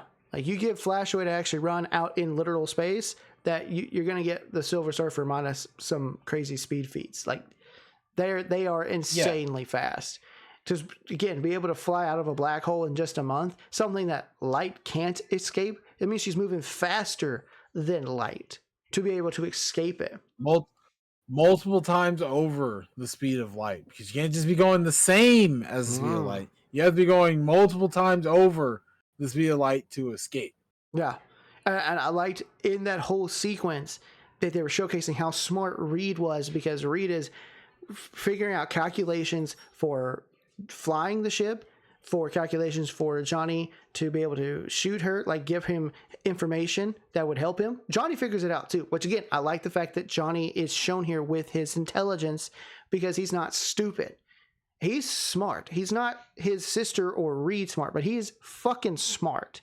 He decoded a whole alien language. He is smart. And so we get they showcase Reed's intelligence right there. He's like, how we do this with the baby, and we're gonna need you to do this. I'm gonna need to do this, and then he flips over. He starts doing this or this, and he comes back over. That is how fast Reed's brain can function and how fast he can compute things together. He was doing like 3 different jobs on that ship. Like, that is some insane shit. And still, even on the fly, he was like, yeah, we can trap her in the black hole. We'll be okay. I know we can do it. But she's still going to get out. I was about to say, he also calculated the speed that they needed to hit in light speed, like 0.88 times the speed of light to escape the black hole. Which, by the way, if you didn't know, is a funny nod to Back to the Future of, when you get into... The 88 miles an hour? Go back in time. You got to go 88 miles an hour. I didn't catch it, but yeah, you're right. That was a good I was like, when I heard it the first time, I didn't catch it, but I went back through one of the theaters the other day just doing a theater check, and I heard that part, and I was like, 88 times 0.88 times the speed of light, and I was like, wait a minute, it's like 88 miles an hour with a flux capacitor, which forces your engine to go times the speed of light, which means 0.88 times the speed of light is the same time of time travel. I was like, God damn it, Reed, you smart son of a bitch. If that's an actual mathematics, awesome for Marvel putting that in. If it was simply a nod for Back to the Future, just cause, also awesome Marvel for pulling that off. Because I mean, and it does make sense, because to be fair, once you're in a black hole's like loop, you're basically in a time dilation. So in order for you to escape said time dilation, you would have to then start moving faster than the speed of light, or faster than time travels, which oddly enough, funny enough, is what everyone consumes to be 88 miles an hour. Yeah. Or 0.88 times the speed of light. So, yeah. It's all there. It's all there. Another thing I want to skip, which is funny. Feige needs to come out and be like, yeah, or the director of Fantastic Four, like, yeah, that was a nod to the Back to the Future. I love that movie. I wanted to throw that in there. I would love to see that. I hope he does. Go do it. Yeah, come on. Admit it. What it was. Another thing that I've called out this podcast a lot in this episode, but I'm doing it because I'm tired of seeing this stupid shit. They brought up 2 things that pissed them off in the movie. Was one, they complained that the Thing did not say it's clobbering Tom. And they're like, you have a movie so cheesy and corny and so goofy like this. Why won't you let the character say that? They explain it in the motherfucking movie why he doesn't say it. And he also does say it. And he does say it at the end, but he literally tells you why he doesn't say it, because they have the That's not a thing that I say. It's only in the Yes. cartoon. Like they literally have a guy Tell on me the you didn't watch the movie. Tell me you Yes. just saw the trailer of this thing and you didn't actually watch it. They have a guy on the street Because ask him, say the thing, I man. I guarantee you they literally just saw the trailer and they didn't do anything about that. They must. I get it. Watch They it like meme this. on it a lot because they do it. They did it earlier in the movie. It's just like, what time has it been? It's dinner time. Yeah, like yeah, that's the joke in the movie that he they're doesn't actually say acutely it. aware that Ben in the cartoon says it's clobbering time, and he doesn't actually say it. Yeah, and I could say the 2005 version, it's shoehorned in there. There's like no more. He just does it. He busts the wall. It's clobbering time. Okay. Haven't heard you remotely say something like that all film, but you know you had to because you're the thing. And then in the Fan 4 stick, he won't say it because that's what his abusive brother did to him and said. That's fucking stupid. So and dark. In dark. Way to turn a funny saying that a superhero says into something completely dark and punishing. Awful fucking writing for that movie. Jesus. So in this movie, they give you a reason why he hasn't said it yet. Not saying he won't say it in later films, but he won't say it in this film. And they ask him, come on, say that. And he goes, that's not something I actually say. It was just for the cartoon, which is a cartoon in his universe. There's a Fantastic Four cartoon. I didn't hear any of you fucks getting mad at Marvel when the first time we hear Hulk smash isn't Hulk actually saying Hulk smash. It's Captain America telling Hulk to smash, which doesn't fucking count because Hulk doesn't say Hulk smash. It gets told to smash. Does the Hulk ever even say Hulk smash in 3 phases? I don't remember. I don't think so. I don't think there's ever a moment with Mark Ruffalo's Hulk where he yells Hulk smash. I don't recall that. No. Oh yeah, where was the complaint about that, motherfuckers? I haven't heard any complaint that Johnny never once says flame on, because it's something his character does in the cartoon that exists in his reality, but he doesn't actually fucking say it, which is why Johnny tries to get him to fucking say, why he wants Ben to say the thing, because they both know it's something their characters do in the cartoon, in their reality, but they know they don't actually do it, but Johnny thinks it's funny. That's why he gets him with the little figure later. Yes, like you pointed out. He's trying to get Ben to do it because he's like, I know this is something they made up for our cartoon. Come on. Just do it.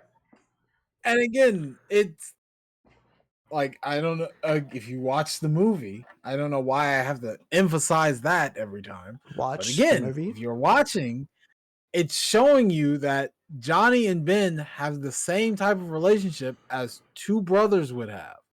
Basically, one did something that was really funny and on accident, probably the one time, and now he's trying to bait him to do it all the time as if that's his catchphrase. Yep. Like growing up with my sisters, you know how many times I heard them say something pretty funny and I never let them live it down. Like, my sister's probably going to hate me. But one of the things she did was she called the EZ pawn S pawn. Like, instead of saying E and the Z, she put the words together. And I don't call it easy pawn anymore ever again. I call it S pawn. Because you want to know why? Because it pisses my sister off. You know what pisses Ben off all the time? Getting him to say it's clobbering time. What does Johnny do the entire movie? Hey, Ben, what time is it? It's dinner time, Johnny. Like, he diverts from it because guess what? He doesn't want to fucking hear it. Yeah.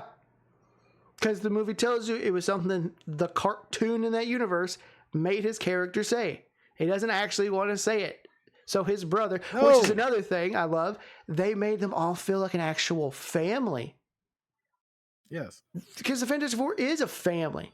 They actually felt like a family in this. In the first two Fantastic Fours, never felt like a family. Fan Four Stick, I don't know what the fuck's going on there, but that's not a fucking family. This feels like a fucking family. So family that Dom from the Fast and the Furious would be jealous of how family that family fucking is.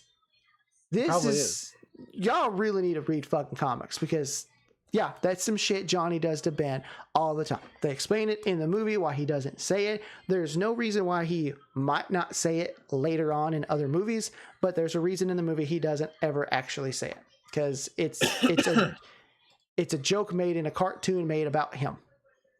That's like asking an actor to constantly say a catchphrase a character of his did in a movie.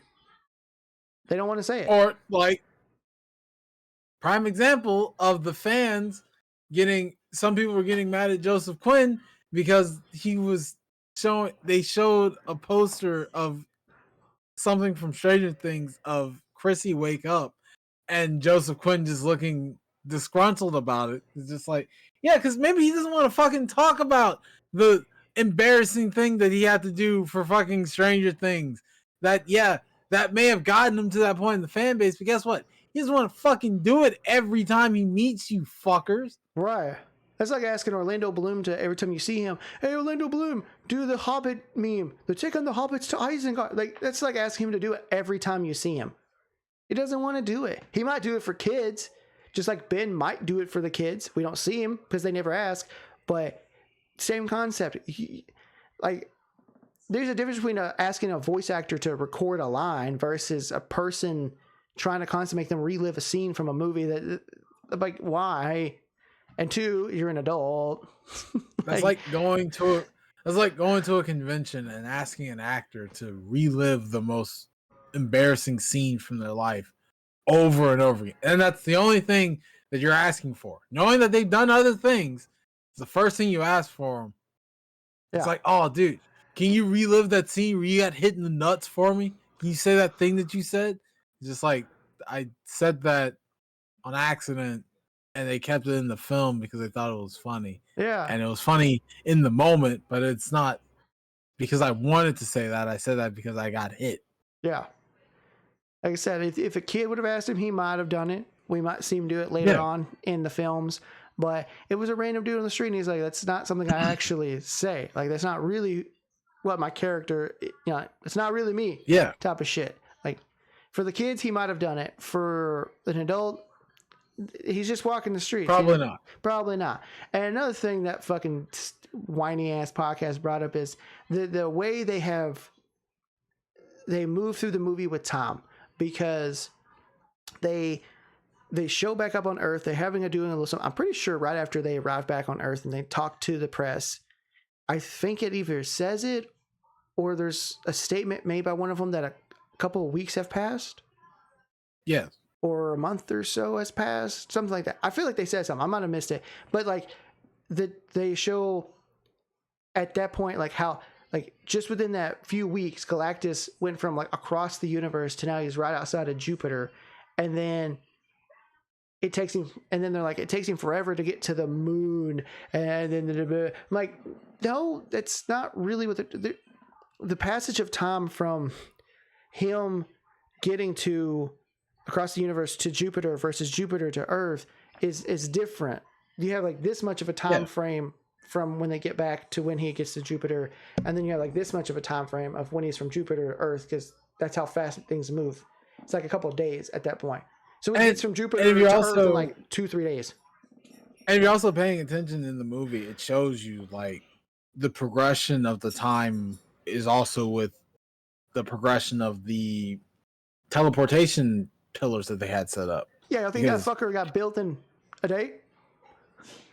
No, those got built.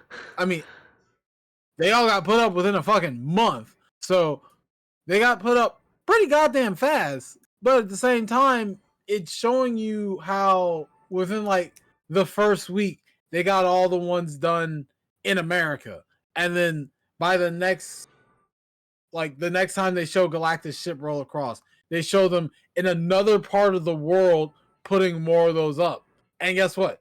They show the ship scroll across again.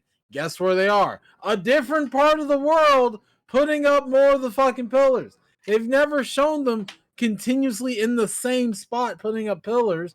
It's showing them world pillar, or not world pillars. Shows the pillars, shows Galactus ships. Move location because they finished putting up pillars there. Show location, putting up pillars, show Galactus ship. Move locations because they're done putting pillars up there. And again, to add more reinforcement, guess where they start falling apart from? One side of the Earth until there's one left on the other side of the Earth. Because guess what? It's called backwards progression for a fucking reason. They wouldn't have taken all that time showing you putting them all up one way just to have them all being taken down in a specific order the other fucking way if they didn't show you the time progression of them building the fucking pillars. Mm-hmm. Y'all not watching this fucking movie. I'm not saying the movie's perfect, but y'all really ain't watching this movie. That's simple story progress. That's like Occam's razor of storytelling. Like, if they show you doing something, if they show it moving in one direction, more than likely they're gonna show that same shit coming back in a different direction. Yep. And another thing, I know they didn't show it, but there's likely the case that Galactus got across the universe the same way the Fantastic Four did. Wormhole travel. Faster than light.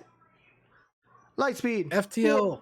Boom. Fucking Star Wars. Probably shot across the world, the universe like that. And then once he got in within the solar system, he's like, okay, I'm good. Like, I don't need to use faster than light travel. I will miss what I'm shooting for because he's got a bigger ship. So a bigger ship needs more time to come out of a fucking wormhole travel than a smaller ship would need. It's going to need time. So he would pull himself out at like the edge of their universe or solar system because he's like, my ship travels fast enough. I'll get there in like a couple of days. Like, or a couple of weeks or some shit. He's like, I'm going to travel through the solar system way faster than like a normal spaceship. The question, I'm surprised no one was asking. Like, it's weird. The question people I thought would be asking is, what is Reed doing with Galactus' ship now that Galactus is on the other side of the fucking universe and the ship's just there in orbit? Or what are they doing with the massive fucking ship just sitting outside their orbit? No one's questioned that, but they questioned how the fuck Galactus got there so fast. It's like, what about the other glaring issue that there's a massive spaceship just sitting outside their orbit? Yeah, I know you don't have to like.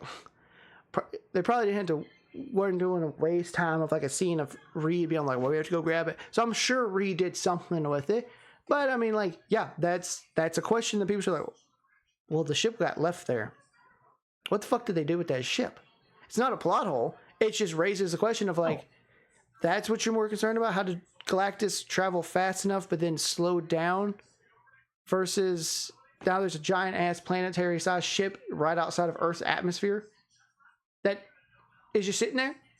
What the fuck? Like, there's bigger questions to be asked than oh, well, how did he get there so fast? And like, I don't know, he probably got to the edge of the solar system, came out of faster than light travel, and then coast the rest of the way there. It's like with a giant cruise ship.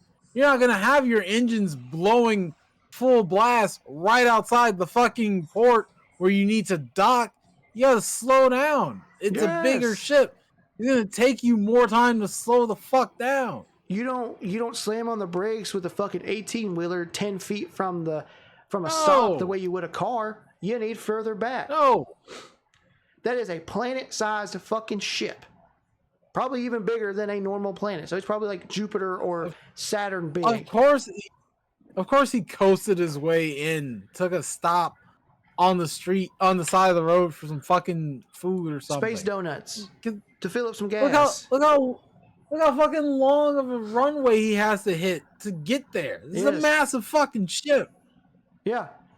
Like, it's... God, you guys, it's like so many people who make fucking podcasts nowadays watch movies. And it's like, y'all want the movies to spoon feed you all this information instead of just taking a little bit of going, okay, so we see Galactus travel across the universe pretty fast. About a month and a half, honestly. They kind of imply that. Okay, and then they start putting this plan together, and then out of nowhere, he's at Jupiter. Then he's at... Or why does it take him so long? How could he travel so far so fast, but then take so long to...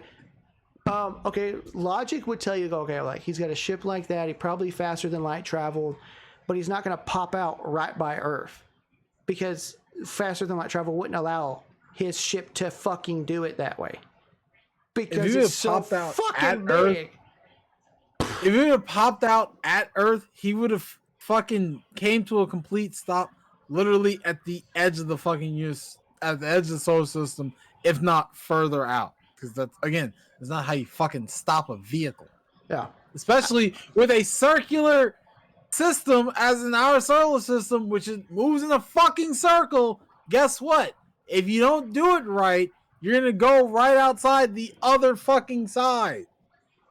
Or he would have fucked up and caught Earth mid-rotation and went straight through the motherfucker. Yep. And he didn't want to destroy Earth. Well, he did, but he wanted Franklin first. So he's like... He had priority. Yeah, he's like, I'm not going to destroy the planet until I get my prize. So he's going to make sure he doesn't destroy Earth until he gets that child. What is so fucking hard to comprehend about that? Yeah, I get it. Other sci-fi shit does differently. This sci-fi went, hey, yeah, he can faster than light travel across the universe, but he easily, using the brain here, popped out right outside the solar system and then used regular jet propulsion, his engines, to coast through the atmosphere. And again, within a matter of what, a couple weeks, he goes from Pluto to Jupiter to Mars. Like, it would take someone a lifetime from Earth to fucking Jupiter. And he's moving that bitch like it's a couple days travel. He's moving fucking fast. He's just not light speeding that shit. You guys have got to start using your fucking brain on this shit. I get math and science is hard, but fuck, use a little bit of common sense. Just because they don't tell you how he did it, think about it a little bit. Like, think about it. Fuck. He can power up another human, another person, alien, whatever the hell, to travel faster than light to warn people that he's getting there in advance. You don't think he has a ship to get there within a reasonable time of that warning system coming? Yeah, come on. Let's think about it here. Oh my god, I'm not saying that he's punctual, but I'm also not saying he's giving a warning and then showing up a month later. Yeah.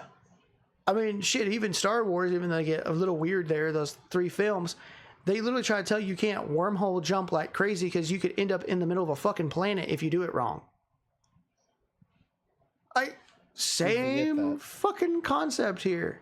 If he didn't pull out of light speed too fast, can't be. Barrels through. And as we said, he wanted something on Earth. He was going to make sure he strolled up to Earth. What? He wanted to go to Earth? Time and control. Like, if he was like, I'm going to destroy this. And that's the thing. He can't just... He doesn't just destroy planets by running through them. I mean, he does, but he does it with a plan so that he can absorb the energy. He's not just splee blitzing that shit. It's methodical as he goes through them.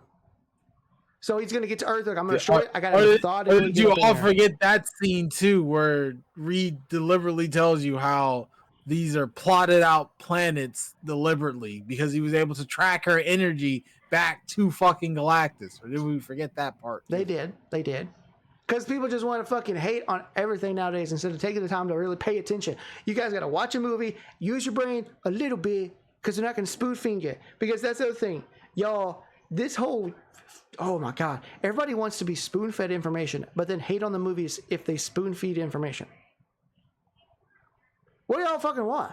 Do y'all want subtlety read between the lines, or do you want to be spoon-fed everything like it's Cocoa Melon? They want to have their cake, eat it too, but also have someone feed it to them. Yes, while they're reading the instructions on how to make a cake. Exactly. What the... God damn it. Like, I don't want to make the cake, but I also want to eat cake, but I don't want to eat it myself. I want someone to feed it to me. Yes. Yeah. And also feed it to me a certain way, or I'm not going to like it because it wasn't fed right. Yeah, you got to scream. It wasn't fed the way I like. Yes. Too many complaints about shit that either one, movies that are telling stories, and this is a part of a universe that's telling multiple stories, they're going to leave shit open-ended. And I don't even feel like this movie left a ton open-ended. Most of the stuff with Franklin and Doom and Galactus, which is fine. They're not going to kill Galactus, so they're going to leave him open a little bit. No. And like, if they would have killed Galactus in this movie, that would have ruined the movie for me. Yeah, I think it would have too. There's going to be open-ended stuff. If you write stories that are going to take multiple pieces, you leave shit open-ended. You don't close everything until you reach the end. When you have truly compelling characters, a lot of them make multiple appearances because they're compelling, or they're that much stronger, that much better, whatever you want to say. Yeah. Like, Darth Vader doesn't die the immediate first time you see him. Nope. You know why? Because he's a compelling character. If he wasn't compelling, guess what? He would have been a one-off kill that would have happened at the beginning. He would have been one of the guards that boarded his ship at the beginning of the movie. Yep. Yeah. It's like, who's more compelling? The guards at the beginning of episode 4 or Darth Vader himself? I'll give you a hint. It's Darth Vader. Yeah. It's Vader. Yeah. And that's how you set up shit. You leave stuff open-ended. Oh no, did this person survive? Did this person live on? Did he get the power? Did he not go? That's how you set up shit for your next story. There's holes left open so you can keep going through. You want a big bad. There's big bads that exist. It's like Marvel doesn't have to.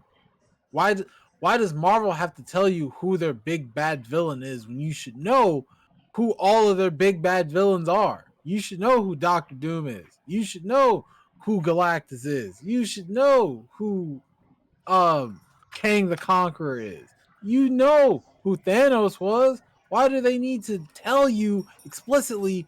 Why do they need to handheld you into who the next villain's going to be instead of you just have a little bit of hype and anticipation for who it could be until they tell you exactly? Yeah. Like, why do you need to be handheld the entire way through? Yeah, I like the build up with Thanos. He was slowly introduced with each progression of the phases to the point to where they fully introduced him. They probably should have done that with Kang, but that whole situation with Jonathan Majors and everything, there was a lot of mess in that one,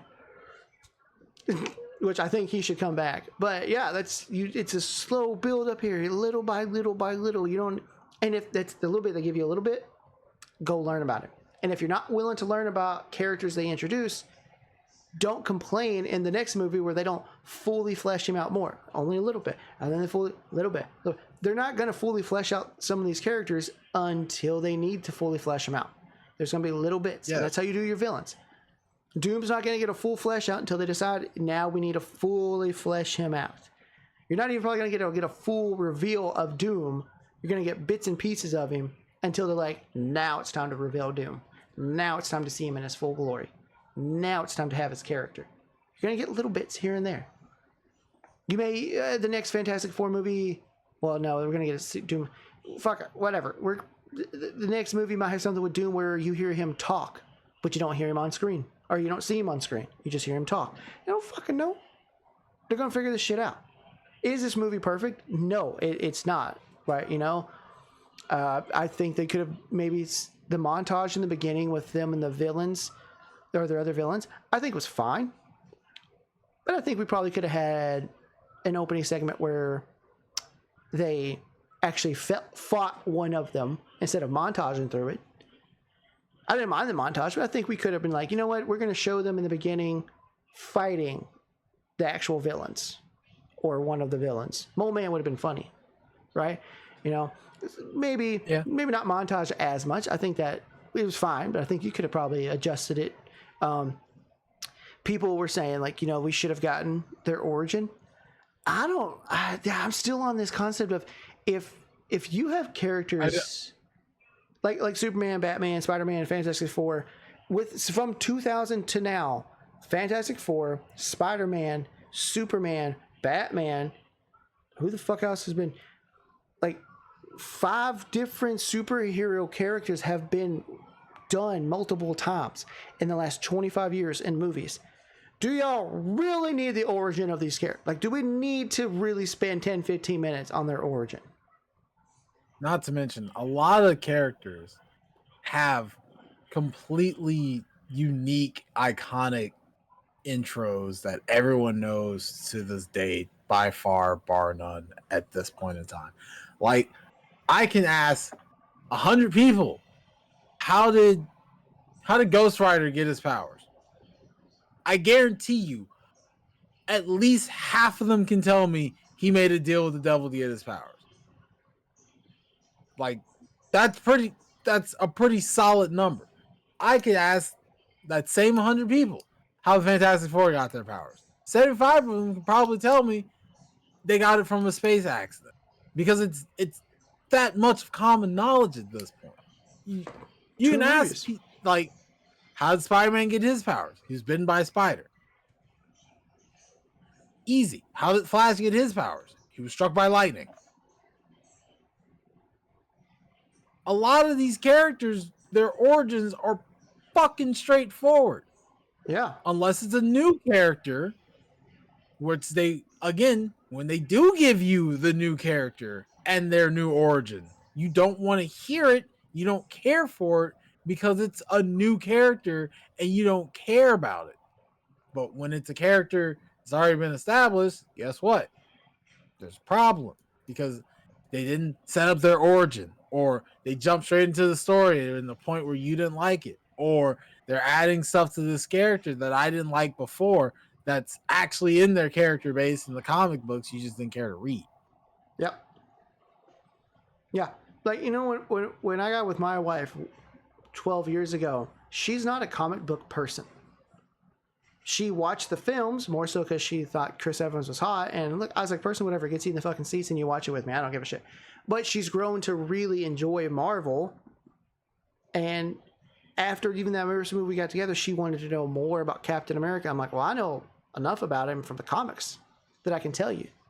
But because no one really knew Captain America's origin, you should tell Captain America's origin. But here's the thing. When we got together, I could ask her, and I did, how did Spider-Man get his powers? She went, there's 2 movies on how he got his fucking powers. He got bit by a spider that was genetically altered. She's not even a comic person, and she knew that because Spider-Man is so recognizable, and they had 2 fucking movies that cover his origin. Marvel and DC do not have to cover certain people's origins because they've been done so much in the last 25 years. Yes, do I think if Marvel does actually fully introduce Ghost Rider, do I think he should get a new origin movie? Yes, because they've only had one in the last 25 years, and I don't even know how many people watch the Marvel Agents of S.H.I.E.L.D. shit. Do I think he deserves his movie to have time dedicated to his origin? Yes. Because he's not super well known. He's known, but, you know, I promise you, not too many people remember the fucking Nicolas Cage movie. No. But does fucking Batman need another origin movie? No. Fuck no.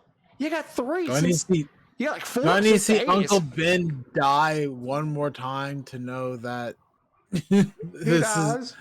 With great power comes great responsibility. Do I need to watch an old man die to know that lesson again? No. Should Guy Gardner get an origin movie? Probably. No. Well, he's a lantern. Well, I know how Green Lanterns are chosen. Guess what? Someone comes down fucking space and gives him the goddamn ring. How fucking hard is that? If you have to explain that origin, no. To be fair, that's honestly, I picked a bad character because all the lanterns are chosen the exact same way. Hal's chosen the same way, Guy's chosen the same way, John's chosen the same way. They all, if they're worthy of the ring chooses them. That's the like, you can see what makes them worthy, sure, but the origin of becoming a lantern was the lantern said they were worthy. Congratulations. Here's your ring. Do I think if I need you know what? Even Black Panther's origin movie was kind of like pseudo in between, where it kind of showed it, but not. It didn't spend time on it, because what's his origin? The Black Panther is basically the ruler is the mantle and the ruler of Wakanda. T'Challa was the prince of the king, and he inherited the Black Panther. Didn't really even need to spend. And they even kind of gave you that at some point in the movie, where it's like this backstory of Wakanda, the meteor, Bast, all this shit, right? Like, they did his origin streamlined, because his origin's simple enough.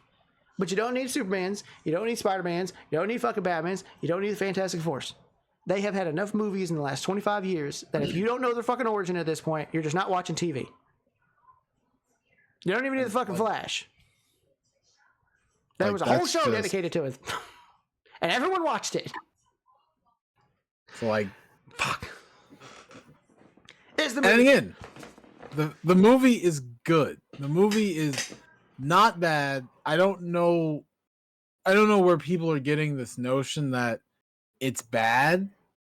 I think everyone just needs to, first off, stop listening to whatever bullshit review that you're hearing and seeing that one review as finite, because it's not. Our review is not the finite definition of what these movies are. Someone else might say that they're different view. It's time for you to make your own fucking decisions and stop letting other people pick for you. Like, that's really what needs to happen. Is experience shit for yourself. Have your own opinion before you immediately assume that whatever guy talking on TikTok telling you the God honest truth. Yeah, which at this point, whether you watch our podcast, the Escape podcast, the Dungeon podcast, this podcast, King Lion on TikTok, Jeremy Johns on YouTube, Geekdom 101 when he does his movie reviews, it is perfectly fine to hear their criticisms, viewpoints, critiques on the movie. Take that information and say, okay, these people had these issues with it. Well, I still also have these issues with it. But go watch the movie yourself. These people really liked it, and through their video, they explained how this makes sense to them. When I watch it, do I understand it the same way? Everyone watches films and understands shit differently. I don't need to be spoon-fed information to understand how Galactus and space-time travel works, because I understand how the shit works enough to understand how comics would make it work. I don't fucking need the Fantastic Four movie to tell me how he took so long to go through the solar system, but he got across, fucking faster than light, god damn it. And he's a big ship, slow. I don't understand how that shit works. You might not. But just because we agree with it, and it doesn't explain it, doesn't make it bad. Y'all just got to watch the movie yourself. People who had an issue with this, you might not have an issue with it. So you gotta go watch. Like, you can't truly judge something until you actually watch it. You can have your reviews and mindset on the trailers. You can have it from people telling you this, like, oh, that doesn't make sense. Yeah, but still go watch it. Still go watch this film. If you're going to talk about it, go watch the film. You truly cannot say we're right, they're right, they're right, they're wrong, we're wrong, unless you watch it yourself. And it's not true. And the same with Superman. People complain. You can take all those collective opinions and then shove it down someone's throat who doesn't believe you. Because then you can be like, well, if all these people also agree with me, then who really is the one at fault here? Because again, if you have multiple people with multiple matching arguments, usually the person with the one that doesn't sound the same as yours is genuinely wrong. Not all the time. That doesn't mean that's always the case, but a lot of times, a lot of research has been put into something, and if a lot of people are saying the same shit with accurate research, gotta kind of have to trust the accurate research. Come on. If you got guys on TikTok that talked about Fantastic Four and you guys didn't agree with it, go watch it. Make your video off of their video and say why they're wrong. Fill in their holes. Fill in their issues. And if enough people agree with you, and more people agree with you than them, clearly they're in the wrong because they weren't paying attention. It's like the majority tends to favor more often than not. Simple as that shit. If enough people agree that one side's wrong, one side's probably fucking wrong, as long as you can support that. I think we've laid out enough shit to explain how all their issues were not fucking issues. Y'all just didn't watch the movie. Or you just don't understand how shit works. Or you didn't watch the movie. Or you just didn't watch the movie. Why did she die? She died. I feel like a lot of it was explained in the movie. If you just watch the movie, because why would they tell you all this information and not have it in the fucking movie? I felt. Yeah. If you're complaining, I feel like you can't go to the movies and spend half your time refilling your popcorn and be like, "Man, this movie was trash," because you weren't watching it. Yeah. If your popcorn drink runs dry, suck it up, Buttercup. Finish the film. That's the only way you're going to fucking know. Oh, it doesn't make sense that Sue died. Actually, it does. She overexerted herself, which basically caused her body to fall into exhaustion, and she died from it. But why would she have to die? To pretty much show you that Franklin has the ability as a baby to rewrite reality and bring someone back to life because he rewrote reality. Some people are dumb. Why would Galactus want a regular baby if the baby can't do some crazy shit like that? Come on! Some people are dumb. Yeah. What is your final verdict on the Fantastic Four? First steps. It's definitely. I put it an 8.4. I'd say 8.5. Because again, it's not the best, but it's a lot better than the last time we had both Galactus and the Silver Surfer in the movie together. And the subplot was a lot better. I'd rather them worry about them having a kid than worry about, how's this marriage gonna go through? Oh man, the world's falling apart, but how are we gonna get married? Like, I don't care about the marriage subplot whatsoever. And Johnny was a more likable, more realistic person than he was in the other versions. The Thing, it's always a nice, very funny character. I'm glad that they added his Jewish background into this one, because I don't think that was established in any of the other ones. I completely forgot about the other films. Didn't even point that out. No, none of the other films really pointed that out. This one actually showed the Thing at a actual service, and he had a yarmulke on. Yeah. Yeah, like they actually showed that. They went out of their way to do that. The Thing's not a brooding, depressed dude. He's actually got a personality. Yes. They showed it. Johnny has a brain. They showed it. I think this one handled Reed's social disconnect a lot better than the first two films. And I like the first Fantastic Four. I think Ian, however you say his actual name, is a great... I'm not sure either. It's a great look for Reed. He had say he had more of the salt than Pedro. Pedro needs more salt here. I was missing that. I needed more salt here. I think the first one looks like a good fucking Reed, but I don't think they handled his social disconnect as well as Pedro's was handled. Reed has severe social disconnect. He's so smart. Yes. He has a social. That's why Sue and Johnny and Ben are so important to him, because they help him connect better with social and reality and things. Because if you leave him to his own devices, he fucking disappears into his world. And that's why Ben is a good counteract to him, because Ben isn't as intelligent as Reed, so he balances him back down. That's why there's an entire council of Reeds, and there's a version of Reed that is completely insane, because guess what? He has no family around him. Because I believe in that universe, if I'm not mistaken, either he was the only one who survived the accident in space, or he just was so smart that he ended up killing all of his other friends because he realized there was no way that he can save them, and the only way to save them was to kill them or some shit like that. Either way, he's a fucking evil piece of shit, but it's what happens when Reed is left to his vices and there's no one to quell his thoughts, because while there's a council of Reeds where they can all just talk to each other, there's still no one better to talk to than his own family. Exactly.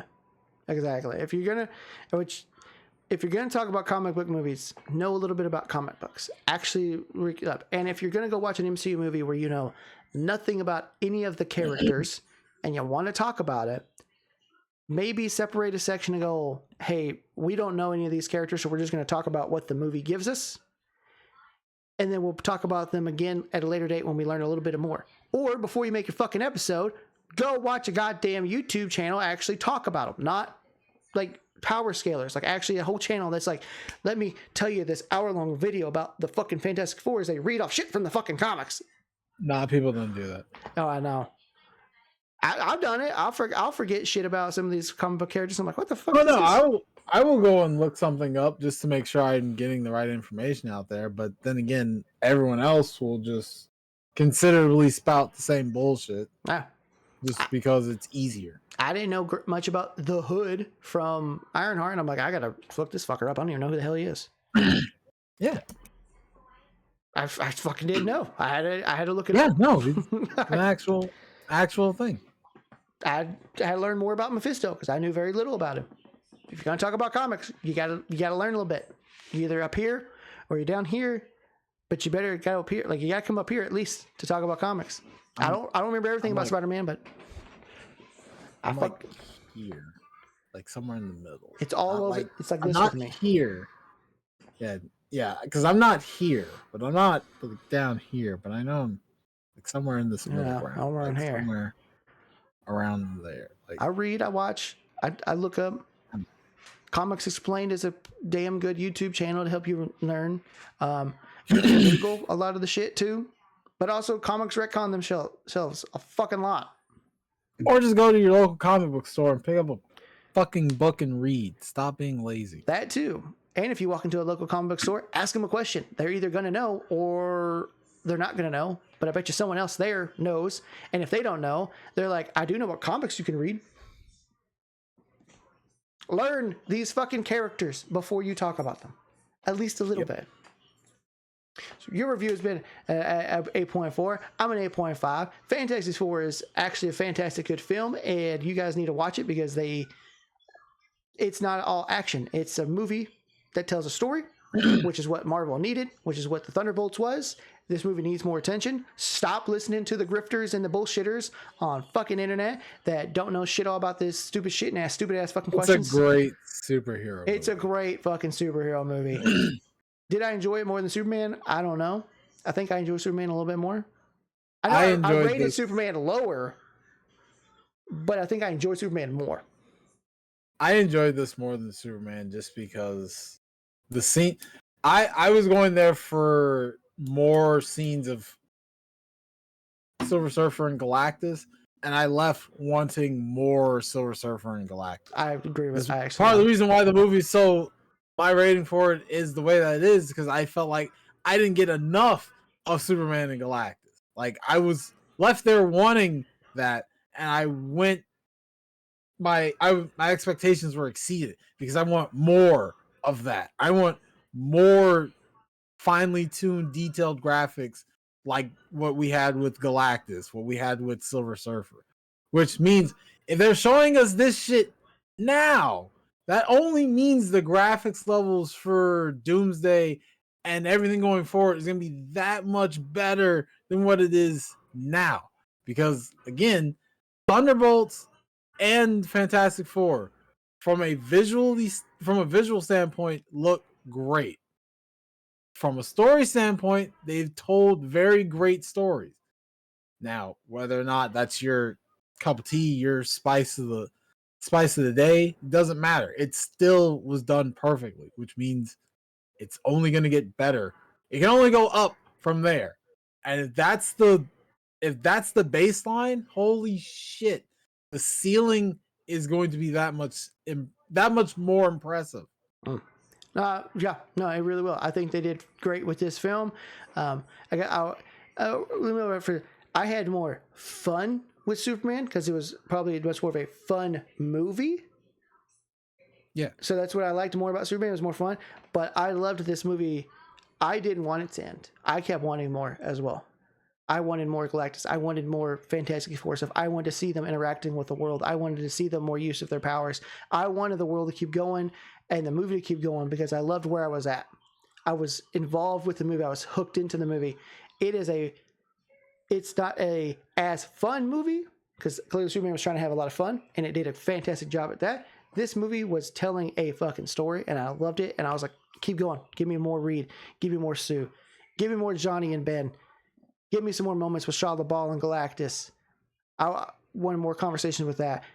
Yeah, this movie was fantastic as a movie. Pun intended. Pun fucking intended. It's not perfect, but I think this is the direction Marvel needed to go. I think they're figuring it out. They're going to backtrack with a little more of their story related stuff because first Iron Man, first Cap, first Thor, more story focused. Thor's problem was it relied too much on Shakespeare shit, which it's still fine. It's just I don't know why anyone dogs the first Captain America movie. I think it's fantastic. I really do. First Captain America is good. Yeah. I like history, so maybe that's why it stayed in the history area. I like more of the history stuff. This, I love the sci-fi. I love the retro. I love how Reed and Sue are. You're gonna keep calling things fantastic, aren't you? Everything's fantastic, and this movie is fantastic. It is a fantastic 4 thumbs up for me. 4 hands, 4 thumbs, 4 fingers. It's a fantastic 4 movie out of 5. That was fucking great. Thank you very much. That was a great way to segue that. But what do you guys think about it? Let us know in the comments below. What did you think of the Fantastic Four? Did you actually watch the movie? Or are you rating it because someone told you to rate it this way? Go watch the movie before you fucking rate it. And if you have rated it... Or are you rating that terrible joke at the end? Because that will also... Or you can rate that terrible joke that also deserves a rating because that was horrible. That was an amazing, fantastic rating if I've ever seen one. Watch the movie, rate it below, and you're tanking. If you want to tell us that what we said to defend the plot points and plot holes from other podcast issues was wrong, prove us wrong. Oh, and like I said in the beginning, give me a lie that would actually work, that Reed could tell the world that they would rather take destruction over that. Because remember, Reed would have had to lie to make them believe destruction was the better option. Come on, I left my baby at home. I left my baby at home. Yeah. Go ahead, prove it wrong. Let us know in the comments below, and that's going to be the end of the Just 2 Nerds podcast, episode 12. Talk to you guys. See you next time. See you, everybody. Later, guys.